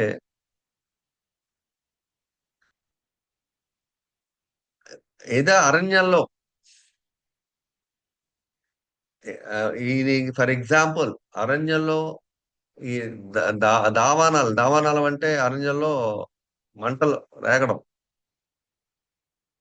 ఎప్పుడు ఎటువంటి పరిస్థితుల్లో మంటలు రేగి అరణ్యం కాలిపోతున్నా సరే, అందులో రాముడు చిక్కుపడిపోయినా సరే, ముందు నేను ముందు లోపలికి వెళ్ళి రాముడిని రక్షించి, నేను ముందు ఆ మంటలకి ఎదురుగా నేను వెళ్తాను, రాముడిని మాత్రం నేను కాపాడుతాను. రాముడు లేకపోతే రాముడిని కాపాడడమే, రాముడికి సేవ చేయడమే, రాముడిని రక్షించడమే, రాముడికి ఎటువంటి ఆపద ఎటువంటి కష్టం లేకుండా చూడడమే నా బాధ్యత. నేను అయోధ్యలో ఉన్న అరణ్యంలో నాకు ఒకటే, నాకు రాముడి యొక్క సేవ మాత్రమే కావాలి, రాముడిని రక్షించుకోవడం, రాముడికి ఎటువంటి కష్టం లేకుండా చూసుకోవడం, ఇదే నా యొక్క సేవ అని చెప్పి రాముడి పాదాల మీద నమస్కారం పెడుతూ రాముడి పాదాలు పట్టుకుని సీతాదేవికి ప్రార్థన చేస్తాడు లక్ష్మణుడు. అప్పుడు రాముడు వెంటనే ఒప్పుకుంటాడు అనమాట. ఆ లక్ష్మణుడికి మాట ఇచ్చాడు కదా పూర్వం, నేను ఆ మాట ఒప్పుకుని అప్పుడు లక్ష్మణుని ఒప్పుకుంటాడు, సేవకు ఒప్పుకుంటాడు. సో ఈ విధంగా రాముడు తన మాటని ఒక్క నెల అంటే యాక్చువల్ గా రాముడికి లక్ష్మణ్ రావడం ససీమరా అని ఒప్పుకోడు. బట్ తన మాటని ఇచ్చాను కాబట్టి లక్ష్మణ్ ప్రాధేయపడుతుంటే ఒప్పుకుంటాడు. అది ఒక ఎగ్జాంపుల్. అలాగే రాముడికి ఇంకో ఎగ్జాంపుల్ ఉంది ఇక్కడ. అంటే సీతాదేవికి ఒక లక్షణం, మంచి లక్షణం మనం ఇప్పుడు చూస్తాం. సీతాదేవి మంచి లక్షణం, ప్రజల్ని ప్రజల యొక్క హితమును కోరేది సీత. అంటే ప్రజలు ఎవరు? మనం. మనకి హితాన్ని కోరేది సీతాదేవి. సీతాదేవి ఎప్పుడైతే రాముడు అరణ్యవాసం వెళ్తున్నాడో వెంటనే సీత నేను వస్తానంటుంది. అప్పుడు రాముడు అంటాడు, నువ్వు వస్తానంటున్నావు, అరణ్యవాసం అంటే ఎలా ఉంటుందో నీకు తెలుసు కదా, నీ తండ్రి నిన్ను పువ్వుల యొక్క పువ్వులు నేల మీద వేస్తే పువ్వుల కన్నా అంత సున్నితంగా నీ పాదాలు ఉన్నాయి. నీ పాదాలు పువ్వుల మీద నడవాలి అని చెప్పి నీ తండ్రిని నాకు అప్పగించారు నిన్ను. నిన్ను తీసుకెళ్లి అరణ్యాలు అలా కూర్చోబెడతాను, అరణ్యంలో నిన్ను అక్కడ పెడతాను నేను అంటే, రాముడు ఇలా చెప్పగానే సీతాదేవి అంటుంది, నేను నీకు నా సేవ ఏంటంటే నీ పాదాల కంటే రాముడు ఏమంటాడు సీతాదేవితో, నీ పాదాలు ఎక్కడ కందిపోకుండా చూసుకోవాల్సిన బాధ్యత నాది. అంటే సీతాదేవి పాదాలు అంత సున్నితంగా ఉంటాయి. నీ పాదాలు ఎక్కడా కందిపోటు చూసుకునే బాధ్యత నాది కాబట్టి నిన్ను అరణ్యానికి తీసుకెళ్ళను. అప్పుడు సీతాదేవి ఉంటుంది, నీ పాదాలు అంటే భగవంతుని పాదాలు, రాముడి పాదాలు చాలా డెలికేట్ గా, చాలా సున్నితంగా ఉంటాయి. ఫర్ ఎగ్జాంపుల్ కృష్ణు పాదాలు కూడా చాలా సున్నితంగా ఉంటాయి, భగవంతుడి పాదాలు. అందుకే గోపికలు కూడా బృందావనంలో ఆ పాదాలు నడుస్తుంటే ఈ దానికి ఏ ముళ్ళు ఏమి గుచ్చుకుంటున్నా, రాళ్ళు రప్పలు గుచ్చుకుంటే గోపికలు చాలా బాధపడుతూ ఉంటారు బృందావనంలో. ఆ కృష్ణ నడుస్తుంటే బృందావనం. సో అంత సున్నితంగా ఉంటాయి. సో నీ పాదాలకి ఎటువంటి ముళ్ళు ఏమీ లేకుండా నేను ముందు నడిచి ఆ ముళ్ళని, ఆ అవరోధాలని, ఆ యొక్క రాళ్ళు రప్పల్ని తీసి నీ పాదాలను నేను ఎటువంటి కష్టం కలగకుండా, ఎటువంటి ఈ గాయం కలగకుండా చూసుకునే బాధ్యత నాది అని చెప్పి సీతాదేవి, నేను ముందు నడుస్తాను, నువ్వు నా వెనకాతల నడు అని చెప్పి రాముడితో ఆ సేవను అడుగుతుంది సీతాదేవి. అంటే రాముడికి సేవ చేయడానికి మనకి అవరోధాలు ఏమన్నా ఉన్నాయంటే సీతాదేవి అవరోధాలు తీసేస్తుందన్నమాట. అంటే మనలో ఉన్న అవరోధాలు ఏంటి? రాముడి సేవకి మనలో ఉన్న అనర్థాలు. అనర్థాలంటే ఏంటి? దానవ లక్షణాలు. దానవ లక్షణాలంటే ఎవరు? రావణుడు. దానవం అంటే రావణుడు. ఆ రావణుడు దానవ లక్షణాలు కలిగి ఉన్నాడు కాబట్టి మనలో ఉన్న దానవ లక్షణాలు మన యొక్క సేవకి అనర్థంగా ఉన్నాయి. సీతాదేవి ఏం చేస్తుంది? అనర్థాన్ని తీసేస్తుందన్నమాట. అందువల్ల మనకి, అందుకే మనం జపం చేస్తున్నప్పుడు రోజు గూడా మనం జపం చేస్తున్నా, మనం భగవద్గీత చెబుతున్నా, మనం ఏమేం కోరుకోవాలి? భగవంతునికి సేవను కోరుకోవాలి. మన సేవలో భగవంతునికి మనలో అనర్థాలు మనలో అనర్థాలు మనకి ఆటంకాలుగా ఉన్నాయి. ఆటంకాలుగా ఉన్న అనర్థాలు పోవాలంటే మనకి శ్రీమతి రాధారాణి, సీతాదేవి యొక్క అనుగ్రహం కావాలి. ఆ అనుగ్రహం అందుకే మనం జపం చేస్తున్నప్పుడు ఓ రాధే, ఓ ఓ కృష్ణుడి యొక్క శక్తి, కృష్ణుడి సేవలో నన్ను నియమించు అని మనం ప్రార్థిస్తాం. దాని అర్థం అది. ఆవిడ మన అనర్థాలు తీస్తుంది ఆవిడ. సో, మనకి కావాల్సింది ఏమిటంటే ఇక్కడ భగవంతుడి సేవలో మనం ఎప్పుడు నిలదొక్కుకోవాలి. దానికి ఉండే అనర్థాలు మనకి సీతాదేవి, లక్ష్మీదేవి అలాగే రాధారాణి మనకు అనర్థాన్ని తీసేస్తారు. సో, వాళ్ళ యొక్క అనుగ్రహం వల్లే మనం భక్తిలో ముందుకు వెళ్ళగలం. ఆ విధంగా సీతాదేవి నేను ముందు వెళ్లి నీ పాదాలకు ఎటువంటి కష్టం కలగకుండా నేను చూసుకుంటాను. అది నా సేవ అని చెప్పి సీతాదేవి బయలుదేరారు అరణ్యవాసం. లక్ష్మణుడు కూడా నీ సేవ తప్పించి నాకు ఇంకో మార్గం అంటే ఏంటి? ముందు మనం ధర్మజ్ఞాన లక్షణం చూసాం. అంటే ఏంటి? జీవుడికి ధర్మం, భగవంతునికి సేవ. ఆ సేవకి అర్థం అంటే దానికి అర్థం లక్ష్మణుడే దానికి అర్థం. లక్ష్మణుడు ఏంటి? సేవా వృత్తి లక్షణం. ఆ లక్ష్మణుడు యొక్క స్వరూపం అంటే సేవ. అంటే బలరాముడు, అనంతుడు. అనంతుడు ఎప్పుడు సేవ చేస్తూనే ఉంటాడు నారాయణుడికి. శేషపాన్పు సేవ ఎప్పుడు చేస్తూనే ఉంటాడు. అలాగే లక్ష్మణుడు కూడా సేవ చేస్తూనే ఉంటాడు. సో ఆయన అనుగ్రహం వల్ల మనకి ఆ ధర్మాన్ని మనం, భగవంతుని సేవ చేసే ధర్మాన్ని మనం ఉండగలం. ఆ ధర్మంలో ఉండగలం. అది ఆ విధంగా సీతాదేవి, లక్ష్మణుడు ఆ విధంగా బయలుదేరతారు వనవాసం రాముడితో. అప్పుడు ఇంకో విషయం ఇక్కడ ఉంది. సీతాదేవి అప్పుడు అంటుంది, అంటే ఈ కథ మొత్తం భగవంతుడు లీలంతా కూడా ముందే ప్లాన్ చేసి రెడీగా ఉంచుతాడు. సి ఆహ్, ఈ యాక్చువల్ గాను అక్కడ రాముడి యొక్క ఏమంట రావణుడి యొక్క రోల్ రామాయణంలో లేకపోతే యాక్చువల్‌గా శ్రీరాముడు సీతాదేవిని అంటే ఆహ్, సీతాదేవిని అపహరించడం ఇదంతా ఏంటంటే మనం ఏ విధంగా రాముడి యొక్క దివ్యమైన లక్షణాలకి, రాముడి యొక్క ఆ యొక్క వీర్యానికి, రాముడికి వీర్యత్వానికి, అలాగే రాముడి యొక్క ఆ యొక్క సీతాదేవి యొక్క భక్తికి ఈ ఈ ఈ మనం ఈ రాముడు రావణుడు ఈ యొక్క సీతను అపహరించడం వల్ల సుందరాకాండ, అలాగే హనుమంతుడి యొక్క భక్తి, హనుమంతు యొక్క అతి సేవ ఏ విధంగా ఇవన్నీ కూడా బయటకొచ్చాయి. అంటే ఎన్నో విషయాలు సేవా తత్పరత, సేవాభావం, భక్తి భావం, హనుమంతుడి యొక్క భక్తి భావం, సీతాదేవి యొక్క భక్తి భావం, సీతాదేవి యొక్క ఆ నిష్ట. అంటే సీతాదేవి చాలా శక్తిమంతురాలు. ఎందుకంటే సీతాదేవి ఎందుకు శక్తిమంతురాలని మనం చెప్పగలం? అంటే మన రాముడు అంత శక్తిమంతురాలైతే రాముడు ఏ విధంగా అపహరించగలిగిపోయాడు సీతని? రావణుడు ఏ విధంగా అపహరించగలిగాడు సీతని?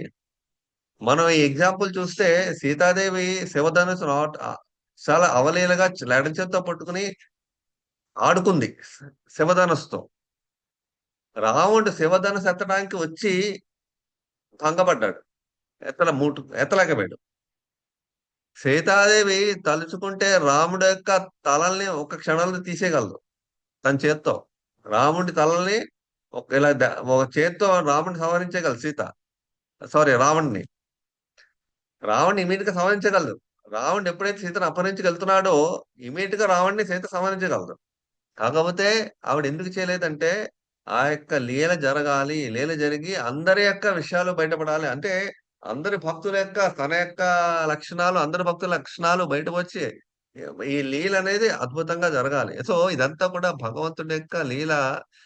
ఒక లీలలో ఎన్నో విషయాలు మనకు తెలుస్తాయి. లీల వినడానికి ఎంతో ఆనందంగా ఉంటుంది. సో ఆవిడ ఇదంతా దానికి ప్రధాన పాత్ర సీతాదేవి. సీతాడు ప్లానింగ్ ఇదంతా. ఈ రావణ వచ్చి అపహరించడం ఇదంతా కూడా.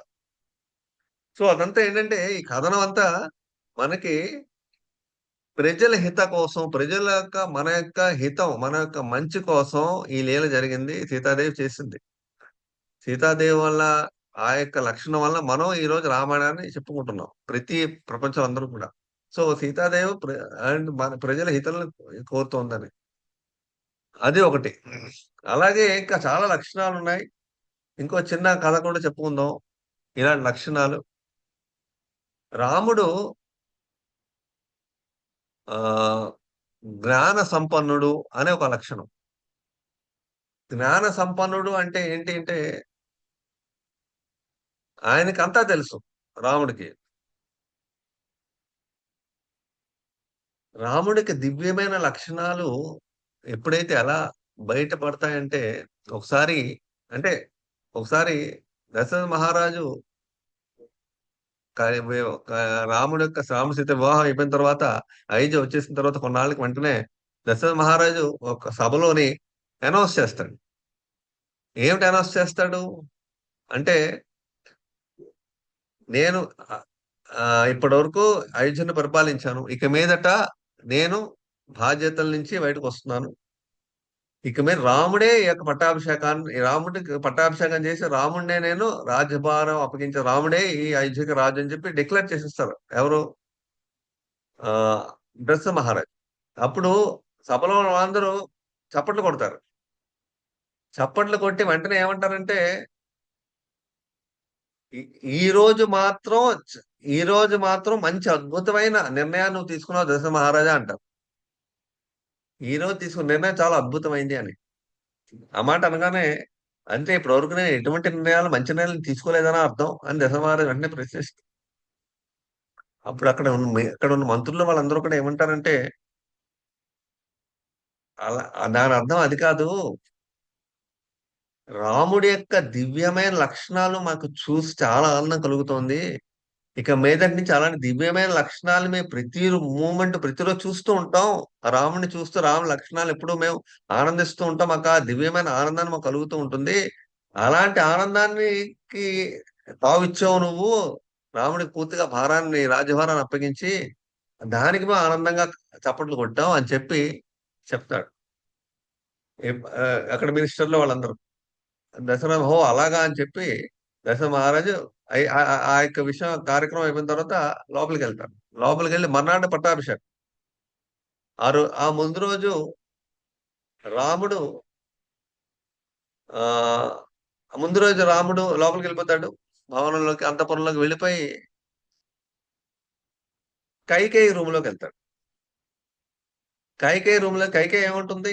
ఆ ముందు రోజు దశరథ మహారాజు కైకేయితో మాట్లాడడం, ఈ మందర రావడం, మందర వచ్చి రాముడు పట్టాభిషేకం కాబట్టి నీ కొడుకు ఏమీ లేదని చెప్పడం, నీకు భరతుడికి ఇంకా రాజ్యమే రాదు, రాముడే ఇంకా మొత్తం రకరకాలుగా ఇవన్నీ కథలన్నీ జరిగి ఇవన్నీ యాక్చువల్ గా ఇవన్నీ ఏంటంటే ఈ కైకేయి చివరికి ఏం చెప్తుంది రాముడికి రూమ్ లో పిలిచి, నువ్వు అరణ్యానికి రేపటి నుంచి వెళ్ళిపోవాలి అని చెప్పు. సో రాముడు వెంటనే ఏమంటాడంటే బయటకు వస్తాడు. బయటకు వచ్చి సారీ, ఇక్కడ ఒక మంచి మంచి విషయం ఉంది ఇక్కడ. రాముడికి కైకేయి ఏముంటుందంటే, నువ్వు అడవికి వెళ్ళాలి, అరణ్యానికి వెళ్ళాలి, అరణ్యవాసం 14 సంవత్సరాలు చేయాలని చెప్పి మీ ఫాదర్, మీ దశరథ మహారాజు నన్ను నీకు చెప్పమన్నారని చెప్పు. అప్పుడు రాముడు అంటాడు, కైకేయికి రాముడు చాలా ఇష్టం. చాలా ఇష్టం కాబట్టి రాముడు చూడగానే రాముడు అంటాడు కైకేయితో, నువ్వే డైరెక్ట్ గా విషయం చెప్పొచ్చు కదా. నా తండ్రి చేత నా తండ్రే చెప్పమన్నాడని చెప్పి నువ్వెందుకు అలా చెప్తున్నావు? నువ్వే యాక్చువల్ గా డైరెక్ట్ గా విషయం నాకు చెప్పొచ్చు కదా. నే నువ్వంటే నాకు ఎంతో ప్రియం. నేనంటే నీకు చాలా ప్రియం. అలాంటిది మనిద్దరి మధ్య ఉన్న అన్యోన్య సంబంధం నీకు తెలుసు కదా. అంత అన్యోన్య సంబంధం ఉన్నప్పుడు నువ్వే డైరెక్ట్ చెప్పకుండా నా తండ్రి చెప్పాడని చెప్పి నువ్వు ఎందుకు అలా చెప్తున్నావు? అంటే మన సంబంధం సరిగ్గా లేదనా? అయితే మన సంబంధం ఆ తండ్రి కొడుకుల యొక్క సంబంధం అనేది సరిగ్గా పూర్తిగా లేదని అర్థం అని చెప్పి రాముడు అడుగుతాడు కైకేయిని. నువ్వే డైరెక్ట్‌గా నాతో చెప్పొచ్చు కదా ఈ విషయం. నువ్వు రేపటి నుంచి అరణ్యవాసం వెళ్ళిపోతే హ్యాపీగా వెళ్ళిపోతాను నేను. అవును నా తండ్రి చెప్పాడని చెప్పి నువ్వు చెప్పాల్సిన అవసరం ఏముంది అని రాముడు అడుగుతాడు కైకేయిని. అప్పుడు బయటకొస్తాడు. రూమ్ బయటకొచ్చి ఆనందంగా అప్పుడే అంతకుముందే ఆ మర్నాడే పట్టాభిషేకం కదా. పట్టాభిషేకంలోనే అన్ని రకాల అరేంజ్‌మెంట్లు చేసి అన్ని మొత్తం పట్టాభిషేకం కావాల్సిన పారాఫర్నాలియా అంతా అరేంజ్‌మెంట్ రెడీగా ఉంటుంది. అది చూసి రాముడు చాలా నవ్వుతాడనమాట. రాముడు నవ్వడంలో ఉన్న అంతరార్థం ఏమిటంటే, యాక్చువల్‌గాను నాకు ఆనందంగా ఉందిప్పుడు. ఎందుకంటే ఈ రాజ్యభారం ఇవన్నీ నాకెందుకిప్పుడు? ఆనందంగా, హ్యాపీగా లక్ష్మణుడు, సీతతో హ్యాపీగా అరణ్యవాసంలో ప్రశాంతంగా, హ్యాపీగా గడుపుతాను నేను. సీతాదేవితో హ్యాపీగా ఉంటాను నేను. ఇవన్నీ అరణ్యభారం ఇదన్నీ నాకు రాజ్యభారం ఇదంతా నాకెందుకిప్పుడు అని చెప్పి ఆనందంగా అంటే రాముడు చాలా గట్టిగా నవ్వుతాడండి. ఆ విషయం బయటకొచ్చిన తర్వాత. అంటే ఇప్పటి వరకు కూడా రేపు పట్టాభిషేకానికి ప్రిపరేషన్‌తో ఉంది సిట్యుయేషను. ఎప్పుడైతే కైకేయి నుంచి బయటకొచ్చాడో మొత్తం మారిపోయింది. సో, అంటే రాముడు చాలా ఆనందంగా నవ్వుతున్నాడంటే ఇక్కడ విషయం ఏంటంటే రాముడు భవిష్యత్తు, ముందు అంటే ఆయనకన్నీ తెలుసు. ఆయనకి పూర్తి జ్ఞానం ఉంది. ఇక్కడ ఏం జరుగుతోంది? ఏం జరగబోతోంది? అంటే రామాయణంలో సీత అంటుంది కదా. సీత ఏమంది మొదట్లో?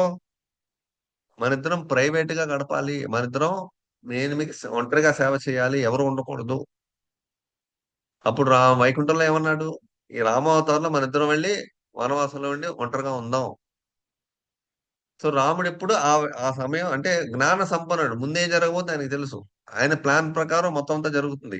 మందర రావడం, కైకేయి ఈ గొడవ పెట్టడం, పేచీ పెట్టడం, దశరథుని వరమాడడం ఇవన్నీ కూడా ఇన్‌స్ట్రుమెంటల్. ఇవన్నీ మా ఈ లీలలో ఒక లీల ఈ లీల జరగడానికి ఇవన్నీ రకరకాల కారణాలు అంతే. యాక్చువల్‌గా భగవంతుని లీల ఈ విధంగానే జరగాలనే ఆల్రెడీ ఉంది. దానికి వీళ్ళందరూ ఒక క్యారెక్టర్స్, రోల్స్ అన్నమాట. పాత్రధారులు. సో, ఆ విధంగా రాముడు వనవాసం, రావణుడు రావడం, హనుమంతుడి యొక్క ప్రత్యేకమైన లక్షణం, హనుమంతుడి భక్తి మార్గాలు, సీత భక్తి అందరి విషయాలు బయటపడడం ఇవన్నీ కూడా ఏంటంటే ప్రతి ఘట్టం రామాయణంలో భరతుడి యొక్క పాత్ర, అలాగే లక్ష్మణుడి యొక్క శత్రువుడి యొక్క పాత్ర, శత్రుఘ్నుని యొక్క పాత్ర చాలా విశేషమైంది. శత్రుఘ్నుని యొక్క పాత్ర యాక్చువల్‌గా శత్రుఘ్నుడు తన జీవితంలో ఒకే ఒక రాక్షసుడిని చంపాడు. లవణాసురుడైన రాక్షసుడిని. ఆ శత్రుఘ్నుడు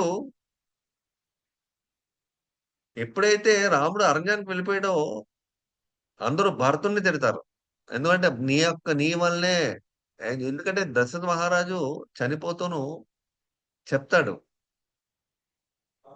కైకేయి చనిపోవడానికి కారణం అలాగే దశరథ మహారాజు ఏమంటాడంటే భరతుడు కూడా ఈ దీంట్లో భాగం ఉంది అని చెప్పి భరతుడి మీద నింద మోస్తూ అపరాధం అంటే భరతుడుగా దీనికి కారణం అని చెప్పి భరతుడు నింద చెప్పేసి వెళ్ళిపోతాడు ఆయన. అది రాజ్యంలో అందరూ భరతుడిని కారణం కింద భావిస్తారు కైకేయిని. భరతుడికి అసలేమీ తెలీదు. భరతుడేమొచ్చి వాళ్ళ ఆహ్, ఆహ్, తాతగారు వాళ్ళ ఇంటికెళ్ళిపోతాడు. తనకివన్నీ తెలీవు. సో, అప్పుడు రాగానే ఇదంతా జరగగానే భరతుడు అనవసరంగా తన మీద నిందొస్తుంది. రాజ్యంలో అందరూ భరతుడిని తిడతారు. అప్పుడు భరతుడు ఏం చేస్తాడు? ఆ భారాన్ని అందుకే భరతుడికి ఇంకో పేరు కూడా ఉంది. ఏంటంటే భారవాహి అంటే ఆ భారాన్ని మోస్తూ ఉంటాడు. అలాంటి అందరూ తిరుగుతున్న భరతుడిని శత్రుఘ్నుడు భరతుడికి సేవ చేస్తూ 14 ఏళ్ళు ఉంటాడు. భరతుడికి సేవ చేస్తూ ఆ శత్రుఘ్నుడు భరతుడితోనే ఉంటాడు. ఎప్పుడు కూడా 24 గంటలు. అంటే సేవ చేస్తూ ఉంటాడు. అంటే ఆ యొక్క విశ్వాసాన్ని కోల్పోడనమాట. శత్రుఘ్నుడు అంటే ఎటువంటి అవరోధం వచ్చినా సరే భరతుడి సేవ ఆపడు శత్రుఘ్నుడు. భరతుడికి ఎందుకే ఆయన యొక్క భరతుడి యొక్క రాజ్యం భరతుడే పరిపాలిస్తున్నాడు కాబట్టి భరతుడికి కావాల్సిన ఏర్పాట్లన్నీ చూసుకుంటాడు. భరతుడికి ఎటువంటి సహాయంగా చేస్తూ ఉంటాడు ఆ విధంగా. సో, ఆ విధంగా ఇక్కడ మనకేం తెలుసు శత్రుడి యొక్క లక్షణం ప్రపంచంలో అందరూ కూడా భరతుడిని రాజ్యంలో అందరూ కూడా ధిక్కరిస్తున్నా, అందరూ తిడుతున్నా సరే శత్రుఘ్నుడు మాత్రం భరతుడిని వదలడు. అంటే ఇక్కడ మనకి ఏం అర్థమైంది? భక్తి మార్గంలో మనకి ప్రపంచమంతా మనకి ఆటంకంగా, అవరోధాలుగా ఉన్నా సరే, మనం స్ట్రాంగ్‌గా మనం చాలా నిష్టగా ఉన్నామంటే, మనం ఈజీగా ముందుకు వెళ్ళగలం అని శత్రుఘ్నుడు ఒక ఎగ్జాంపుల్ ఈ యొక్క రామాయణంలో. సో, శత్రుఘ్నుడు ఈ విధంగా అంటే ఒక్కొక్క రోల్, ఒక్కొక్క క్యారెక్టర్ కూడా రామాయణంలో చాలా విషయాలను మనకి తెలియజేస్తారు. సో, ఈ విధంగా మనం చూస్తే ప్రతి ఘట్టం, ప్రతి అంశం కూడా డీప్ అండర్‌స్టాండింగ్ ఉంది. సో, మనకు ఆచార్యులు మంచి భక్తులు కూడా చాలా విషయాల్ని ఈ విధంగా మనకి ఎక్స్‌ప్లెయిన్ చేస్తూ వచ్చారు. ఘట్టాన్ని, ఒక్కొక్క విషయాల్ని. అందుకే ఒక్కొక్క విషయాల్ని ఏ విధంగా మనం చూడాలి అని మనం అర్థం చేసుకుంటే, అలాంటి ఆచార్యుల దగ్గర నుంచి, మంచి భక్తుల దగ్గర నుంచి మనం ఇలాంటి లీలలన్నీ వింటే, ఎన్నో విషయాలు మనకి కూలంకషంగా ఉన్న విషయాలన్నీ మనకి బయటపడతాయన్నమాట. సో, ఈ విధంగా మనకి ఈ యొక్క రామాయణంలో చాలా లీలలు ఒక్కొక్క లీలలో ఒక అంతరార్థం, ఒక ఆంతర్యం ఉంది. ఒక్కొక్క విషయంలోనే. సో, అందువల్ల ఈ విధంగా మనం రామాయణాన్ని అలాంటి భక్తుల నుంచి, అలాంటి ఆచార్యుల దగ్గర నుంచి, అలాంటి వైష్ణవుల దగ్గర నుంచి మనం వింటే, రామాయణంలో ప్రతి విషయం కూడా అద్భుతంగా, వినసొంపుగా ఉంటుంది. హరే కృష్ణ. సో, రేపు కూడా మీరు రామాయణం గురించి కూడా కొన్ని విషయాల్ని వింటారు. సో, ఆ విధంగా ఈ 2 రోజులు రామాయణం గురించి మనం చర్చించుకుందాం. Hare Krishna. Thank you very much. అందరికీ కృతజ్ఞతలు.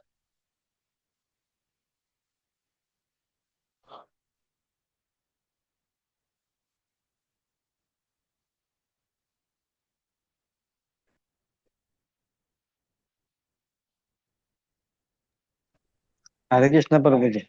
హరే కృష్ణ. చెప్పండి. చాలా చక్కగా వివరించారు.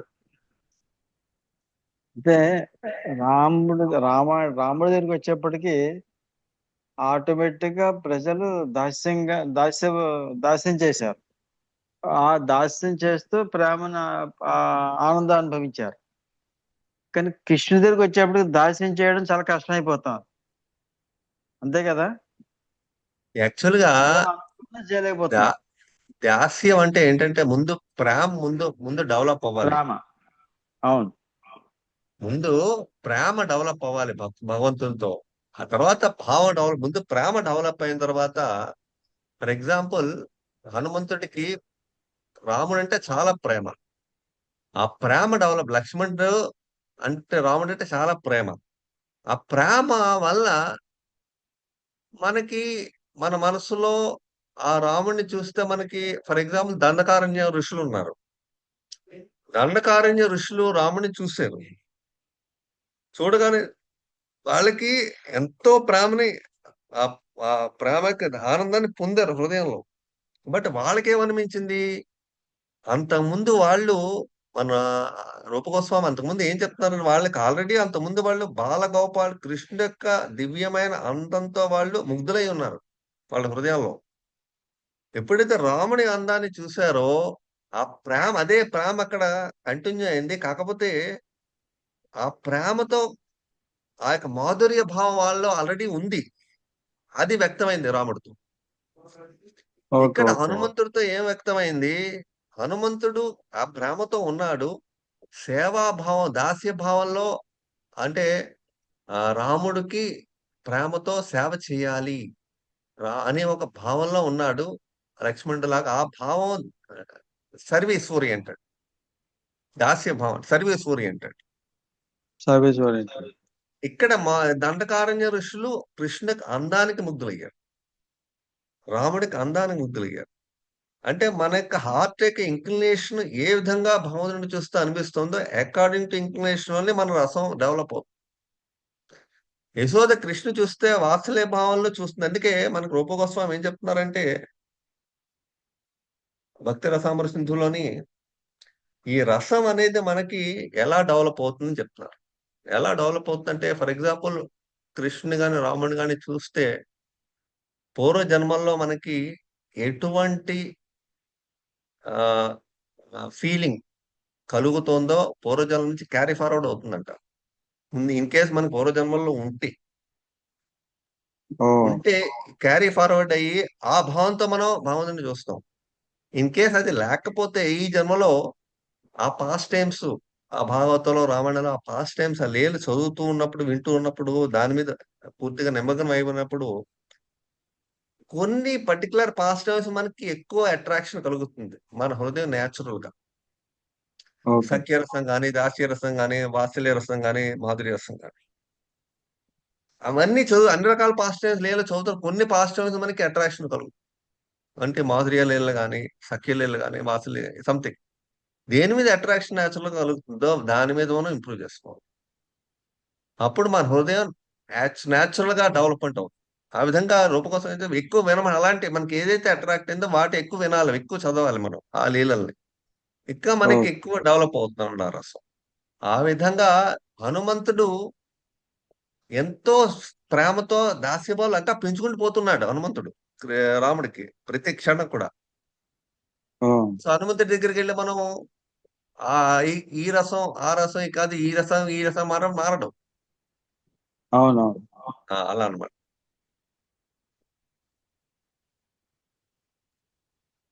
హరే కృష్ణ ప్రభు. హరే కృష్ణ, ప్రణామ్, ప్రణాం, నమస్కారం. ప్రణాం. చాలా బాగా వివరించారు. ముఖ్యంగా ఇప్పుడు మూర్తి ప్రభు అడిగిన క్వశ్చన్ కి మనకి ఎక్కడైతే రసభావం సంతోషం కలుగుతుందో దాని మీద ప్రొసీడ్ అవ్వాలి. ఎవరి రసంలో వాళ్ళు ఆ భావాల్లో వాళ్ళు ముందుకు వెళ్ళాలి, డెవలప్ చేసుకోవాలని మీరు చెప్పింది చాలా అద్భుతంగా ఉంది. ఆ పాయింట్ ఇక్కడ ఒక్కొక్క వ్యక్తితో ఒక్కొక్క ఆత్మతో ఒక్కొక్క రకంగా భగవంతుడు స్పందిస్తూ ఉంటాడు. మనం ఆ విషయాన్ని తెలుసుకున్నాం. అయితే మనం ఎక్కడైతే మనకి ఆ స్ఫూర్తి కలుగుతుందో ఆ ఆ స్ఫూర్తి మీద మనం వెళ్ళాలన్న పాయింట్ చాలా బాగుంది. చాలా బాగా వివరించారు. థ్యాంక్ యూ ప్రభు. ఇంకా చాలా మంది అందరినీ ఏదో ఒక విషయాన్ని వివరించమని చెప్తున్నాను. ఎందుకంటే రాముడు విషయం అందరికీ తెలుసు, రామాయణం అందరికీ తెలుసు. కానీ రామాయణంలో ఉండేటువంటి గూఢార్థాలు, దానిలోని భావాలు అన్నది చెప్పుకోవడం అనేది చాలా విశేషమైన విషయం.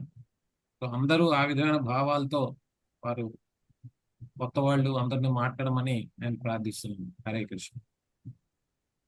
హరే కృష్ణ ప్రభుజీ, ప్రణామాలు ప్రభుజీ. ప్రణామ్ మాతాజీ, హరే కృష్ణ. హరి బోల్ ప్రభుజీ. వాళ్ళ క్లాస్ అద్భుతంగా ఉంది ప్రభుజీ. నిజంగా అసలు ఇది ఒక కొత్త రకంగా అనిపిస్తుంది. ఎప్పుడు వినలేదు ఈ విధంగా. ఆ మేము రీసెంట్ గా వాల్మీకి రామాయణం భక్తి వికాస్ మహారాజ్ రాసిన ట్రాన్స్లేట్ చేసిన వాల్మీకి రామాయణం కంప్లీట్ చేశాం ప్రభుజీ బుక్ రీడింగ్ క్లాస్ లో. గ్రేట్. ఓకే. ఆ అద్భుతంగా అనిపించేది ప్రభుజీ ఒక్కొక్క రోజు చదువుతూ ఉంటే మాకి మళ్ళీ వాళ్ళ క్లాస్ వినడము చాలా అద్భుతంగా ఉంది. ప్రభుజీ ఒక చిన్న డౌట్ మనకు లక్ష్మీదేవికి వైకుంఠంలో ఆ కోరిక కలగడం వలన రాముల వారి అవతారంలో ఆ కోరిక తీర్చారు అన్నారు. అంతవరకు బాగానే ఉంది. కానీ తర్వాత ఆవిడకి రావణాసురు తీసుకెళ్ళడానికి కూడా ఏదైనా స్టోరీ ఉందా ప్రభుజీ? కారణము రావణాసుడు సీతమ్మ వారిని తీసుకెళ్ళిపోవడం లంకకి, తర్వాత అవన్నీ బాధలు పడడం. యాక్చువల్ గా లక్ష్మీదేవి ఎవరు?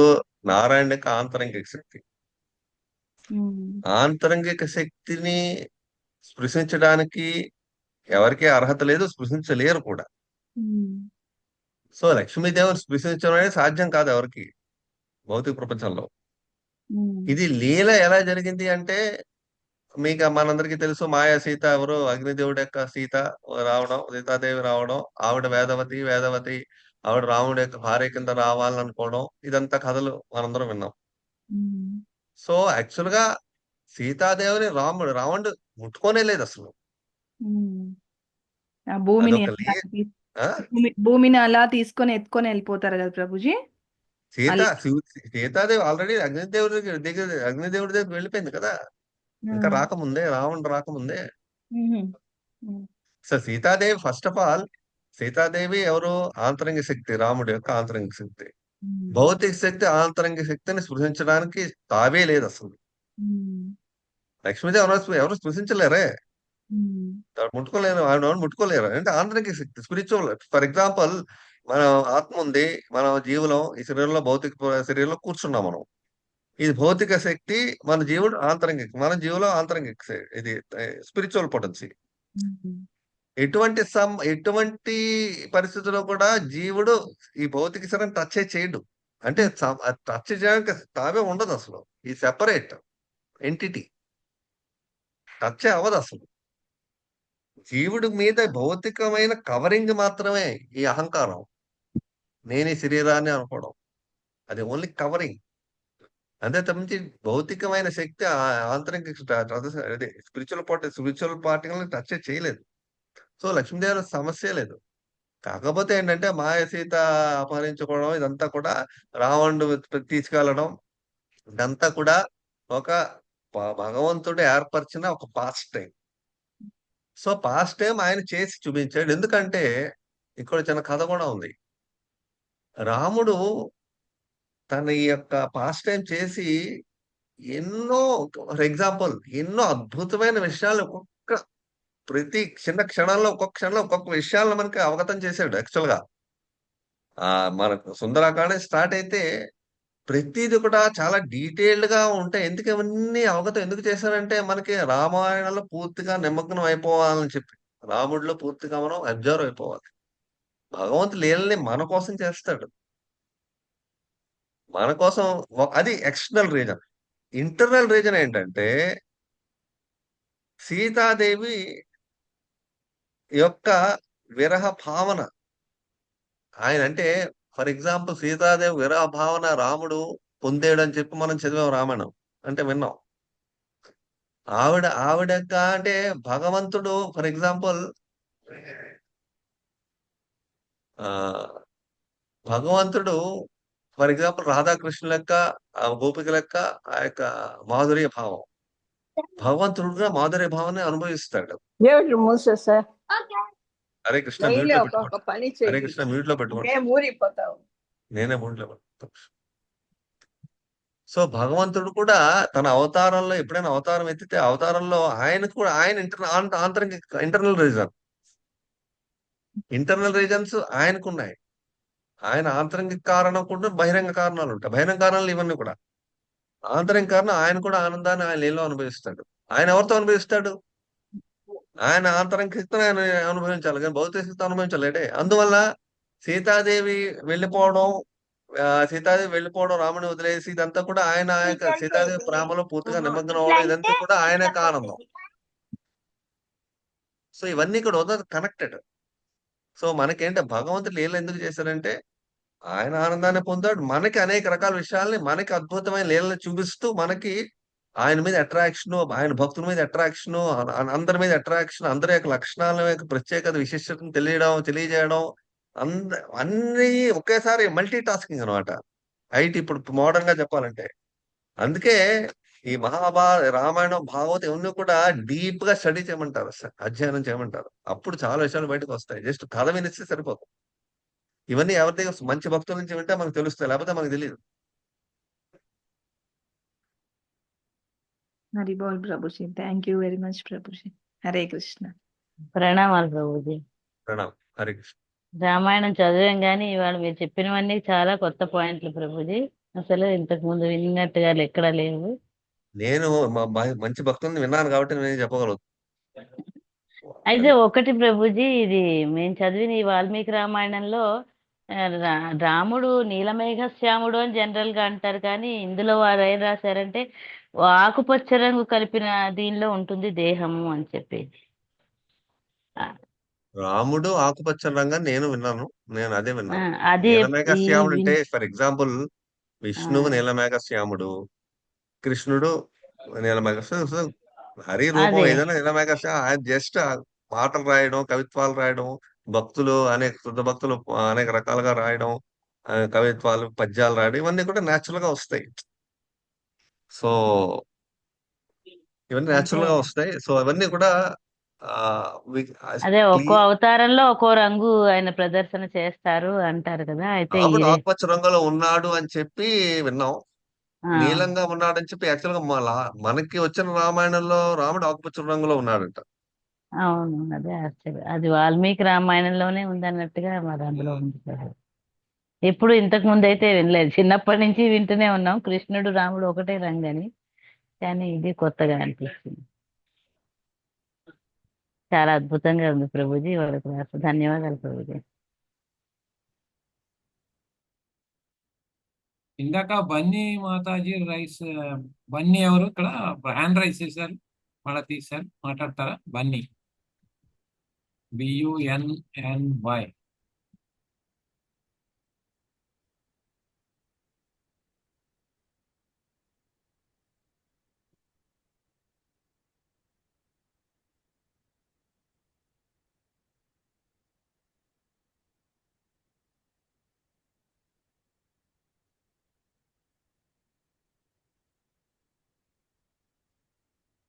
వాళ్ళు కొత్త వాళ్ళు వచ్చినట్టున్నారు ప్రభు, చూడండి. వచ్చారు కొంతమంది, యజ్ఞేష్, అనుపమ, శ్రీరంజని మాతాజీ, ప్రశాంతి, విజయలక్ష్మి, రామలక్ష్మి, లోకేశ్వరరావు. ప్రభుజీ నేను చాలా పాత డివోటీదా. మీ అలా కాదు, మీరు జూమికి రావడం కొత్త అంటున్నాను. ఈ మధ్య రావట్లేదుగా మీరు? ఎన్నో మీరు వచ్చి. అవును, రామాయణ అంటే సరే వింటామని వచ్చాను. అదే ½ ఖాళీగా వచ్చాను. రేపు కూడా ఉంటుంది, ఇంకో డివోటీ చెప్తారు బాగా చెప్పాక. హరే కృష్ణ ప్రభుజీ, బాగా చెప్పారు.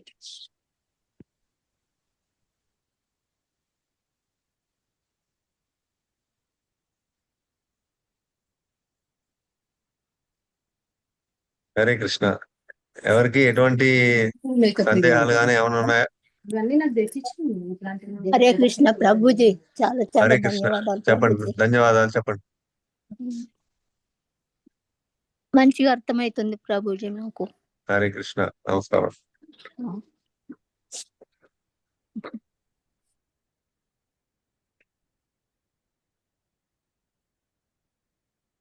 ఓకే, ఎవరికి ఎటువంటి సందేహాలు, ఎటువంటి విషయాలు కానీ లేవా?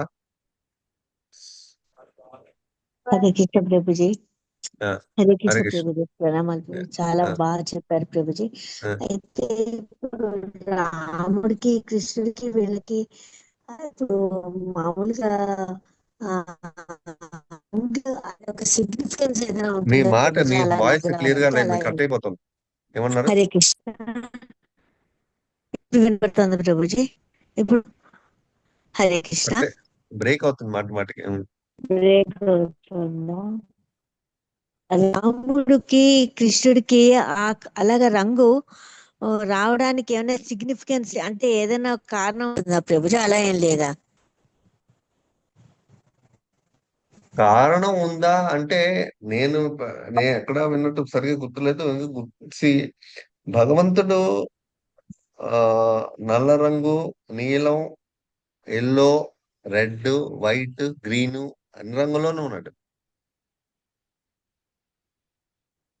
Golden colour, yellow colour, green colour, blue colour, black, red, white, ఇవన్నీ రూపాలే ఆయనవి. ఇవన్నీ రకరకాల యజ్ఞ అవతారం రెడ్ కలర్, అలాగే కృష్ణ గర్భ వైట్, అలాగే వామనుడు వైట్, అలాగే ఎవరు రాముడు గ్రీన్, అలాగే ఎల్లో ఎవరు చైతన్య మహాప్రభు, కృష్ణుడు బ్లూ, బ్లూయిష్ బ్లాక్. పరశురాముడు తెల్లగా ఉంటాడు ప్రభుజీ. ఆ పరశురాముడు తెల్లగా ఉంటాడు ప్రభుజీ. సో ఈ ఆయన కరెక్ట్ అంటే డిఫరెంట్ కలర్స్ లో ఉన్నాడు అంటే పర్టికులర్ గానే మరి చూడాలి ఎక్కడ ఆ కలర్స్ పట్టి యాక్చువల్ గా భగవంతుడు ఆ కలర్స్ ఎందుకు మారుస్తున్నాడు అంటే మనకు కరెక్ట్ గా చూసి. బట్ యాక్చువల్ కృష్ణుడు నీలం రంగు శ్యామ రూపం, శ్యామ రూపం. శ్రీకృష్ణుడు శ్యామ రూపం. శ్రీరాములు కూడా శ్యామ రూపమే కదా ప్రభుజీ. Green colour. Green colour, Shyam అంటే blue, green colour, Shyam colour అంటే బ్లూ. బ్లూ. ఒక్క ఫోటోలో ఒకలా, కొన్ని ఫోటోలో బ్లూ కలర్ చూస్తాం, కొన్ని ఫోటోలో గ్రీన్ కలర్ లో చూస్తాము రాముడి. హరే కృష్ణ. ధన్యవాదాలు హరే ప్రభుజీ. హరే కృష్ణ ప్రభుజీ. హరే కృష్ణ. మనం చెప్పుకునేటప్పుడు త్రేతాయుగంలో రాముడు, ద్వాపర యుగంలో కృష్ణుడు అని చెప్పి అనుకుంటాం. పక్క పక్కనే ఉన్నాయి రెండు కూడా. కానీ 24వ సైకిల్లో రాముడు వచ్చాడు, 28వ సైకిల్లో కృష్ణుడు వచ్చాడు అని చెప్పారు కదా. మరి మిగతా సైకిల్స్ లో మరి అవతారం ఏం లేదా మరి? మిగతా సైకిల్స్ లో యాక్చువల్ గాను భాగవతంలో కూడా క్రోనోలాజికల్ ఆర్డర్ లో అన్ని లేవు. శ్రీమద్ భాగవతంలో లిస్ట్ ఆఫ్ అవతారాస్ లోని క్రోనోలాజికల్ ఆర్డర్ అంటే ఒకదాని తర్వాత దీని తర్వాత ఇది వచ్చింది, దీని తర్వాత ఇది వచ్చింది కరెక్ట్ గా సీక్వెన్స్ లో లేదు భాగవతంలో. అందువల్ల అంతకు ముందు నరసింహ అవతారం కరెక్ట్ గా ఎప్పుడు వచ్చిందో, ఏ సత్యయుగంలో వచ్చిందో, ఏ సైకిల్ లో వచ్చిందో కరెక్ట్ గా లేదు. బట్ కొన్ని అవతారాలు, కొన్ని లీలలు పర్టికులర్ మన్వంతరంలో వచ్చాయని. ఫర్ ఎగ్జాంపుల్ గజేంద్ర మోక్షం చక్షుష్ట మన్వంతరంలో వచ్చింది. దీనికి ముందు మన్వంతరంలో, ఇప్పుడు వైవస్వ మంత్రం జరుగుతుంది 28వ సైకిల్. దీనికి ముందు చక్షుష్ట మన్వంతరంలో లాస్ట్ సైకిల్ లో అనుకుంటా, ముందు కొంచెం సైకిల్ అప్పుడు గజేంద్రుడు యొక్క లీల, గజేంద్ర మోక్షం దీని ముందు మన్వంతరం. సో అలాగే కొన్ని లీలలు కొన్ని మనం స్పెసిఫిక్ గా చెప్పబడ్డాయి, కొన్ని లీలలకి మన్వంతరం స్పెసిఫిక్ గా చెప్పబడలేదు. కొన్ని లీలలు ఫర్ ఎగ్జాంపుల్ నరసింహుడు ఇప్పుడు పిల్లర్ నుంచి వచ్చాడు ఈ మన్వంతరంలో. అంతకుముందు కల్పం, ఇప్పుడు ఉన్న కల్పం బ్రహ్మకి ఈ 14 మనువులు కలిపితే ఒక కల్పం. అంతకుముందు కల్పం అంటే బ్రహ్మకు అంతకుముందు రోజులో నరసింహుడు గాల్లో ఎగురుకుంటూ వచ్చాడు. అలా చెప్ప శాస్త్రాలు, నరసింహపురాణం. సో అంటే భగవంతుడు అదే లీలని ఇంకో రకంగా చేస్తున్నాడు. అప్పుడు హిరణ్యకశిపుడు కొన్ని లీల అన్ని వరాలు అడగలే, కొన్ని అడిగాడు. ఈసారి నెక్స్ట్ టైం హిరణ్యకశిపుడు ఎక్కువ అడిగాడు. అలా అనమాట. కల్పానికి భగవంతుడి లీలల్లో కూడా మార్పు వస్తూ ఉంది కదా ప్రభుజీ. అవును, అంటే ఆ లీల కూడా మార్పు వస్తూ ఉంటుంది. అంటే రాక్షసుల్లో కూడా మార్పు వస్తుంది. ఇవన్నీ అనంతంగా జరుగుతూ ఉంటాయి అన్ని విశ్వాల్లోని. మనకు తెలిసింది చాలా తక్కువ, మనకి తెలిసింది కూడా ఏమీ లేదు. అన్నో ఇప్పుడు కృష్ణలీల ఇప్పుడు ఏదో విశ్వంలో జరుగుతోంది, కృష్ణలీల ఇప్పుడు అని ప్రభా చెప్తూ ఉంటారు కదా పుస్తకాల్లో. అవును ప్రభు. ఎన్నో లీలలు జరుగుతూనే ఉంటాయి అనేక విశ్వాల్లో. మనకు తెలిసిందే మనకేమీ లేదు, మనకి ఉన్నదే మనకు తెలుసుకోలేకపోతే. భగవంతు లేదు అనంతం భౌతిక ప్రపంచంలో ఎక్కడ స్టాపే ఉండదు. అలా శాశ్వతంగా ఉండదు. అందుకే లీలన్నీ ఎటర్నల్ గా ఎప్పుడు శాశ్వతంగా ఉంటాయని చెప్తున్నారు భౌతిక ప్రపంచం.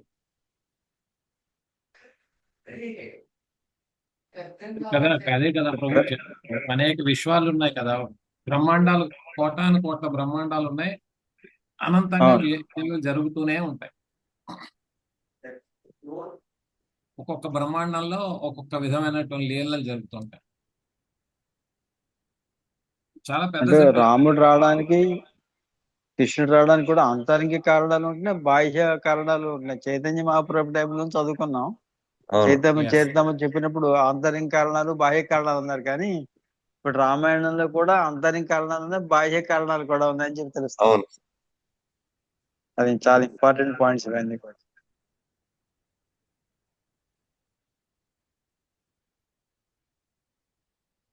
ఇవన్నీ కూడా ఆచార్యులు చాలా విశ్లేషణ చేసి రాసిన అన్ని, షడ్గోస్వాములు, ఆచార్యులు అందరూ అవును. విశ్లేషణ చేశారు.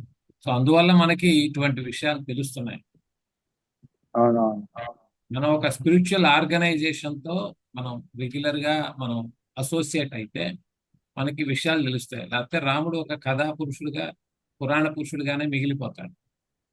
అవునవును. ఒక కథలానే అందరూ చెప్పుకుంటారు, కానీ అందులోని విశేషాలు మనం చెప్పుకుని మన ఏది మనకి ప్రేరణ ఇస్తుందో దాని మీద మెడిటేషన్ చేసుకుంటే అప్పుడు మనకి రియల్ ఆధ్యాత్మికంగా ముందుకెళ్ళగలం. సో ఇస్కాన్ సంస్థ యొక్క ఆ పరిధి ఎంతదంటే అనంతమైన పరిధి. అందుకే కొంతమంది మహారాజులు వాళ్ళ లెక్చర్స్ వింటుంటే వాళ్ళ రియలైజేషన్స్ చాలా చాలా ఇదిగా ఉంటాయి. ఒక్కొక్క మహారాజు ఒక్కొక్క బాణిలో చెప్తుంటారు. We are very lucky to have association of ISKCON.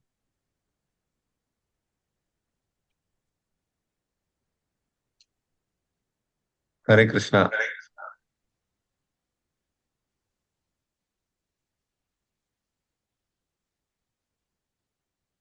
So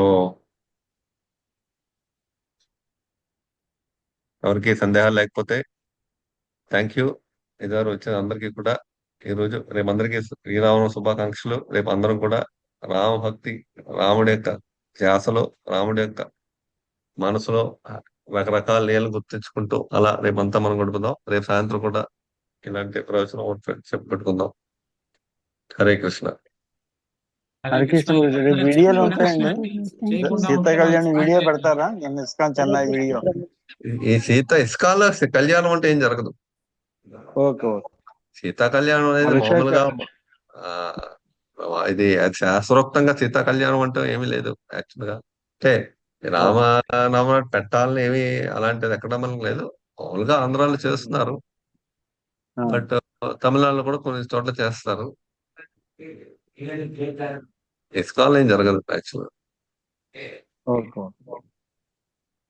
అభిషేకాలు జరుగుతాయి మామూలుగా, పుష్పాభిషేకం అయినా జరుగుతుంది, మామూలు కొన్ని చోట్ల, అన్ని చోట్ల కొన్ని చోట్ల జరుగుతాయి. కొన్ని చోట్ల.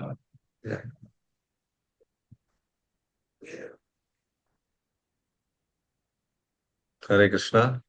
వాంఛాకల్పతరు కృపా సింధుభ్యః పతితానాం పావనేభ్యో వైష్ణవేభ్యో నమో నమః. అనంత కోటి వైష్ణవ బృంద की जय. శ్రీల ప్రభుపాద की जय. ప్రియనామ మహోత్సవం की जय. Hare Krishna. Thank you very much. Hare Krishna. Prabhuji ప్రణామాలు ప్రభుజీ. హరే కృష్ణ. హరే కృష్ణ. ప్రణామాలు ప్రభుజీ. మాధవదాస్ ప్రభుజీ ప్రణామాలు ప్రభుజీ. హరే కృష్ణ. మధుసూదన్ ప్రభుజీ ప్రణామాలు ప్రభుజీ. హరే హరే కృష్ణ. కృష్ణ. ప్రభుజీ యూట్యూబ్ కొంచెం చెక్ చేయండి, రాలేదు. అందుకే ఇప్పుడు ఆల్రెడీ ఎవరో నాకన్నా ముందే ఆన్ చేశారు. ఇది నేను పెట్టింది యూట్యూబ్ లో వెళ్ళలేదు యాక్చువల్. నేను రికార్డ్ చేశాను, మళ్ళీ రికార్డింగ్ మళ్ళీ పడతాను ఇప్పుడు లోడ్ చేసి. ఓకే. హరే కృష్ణ.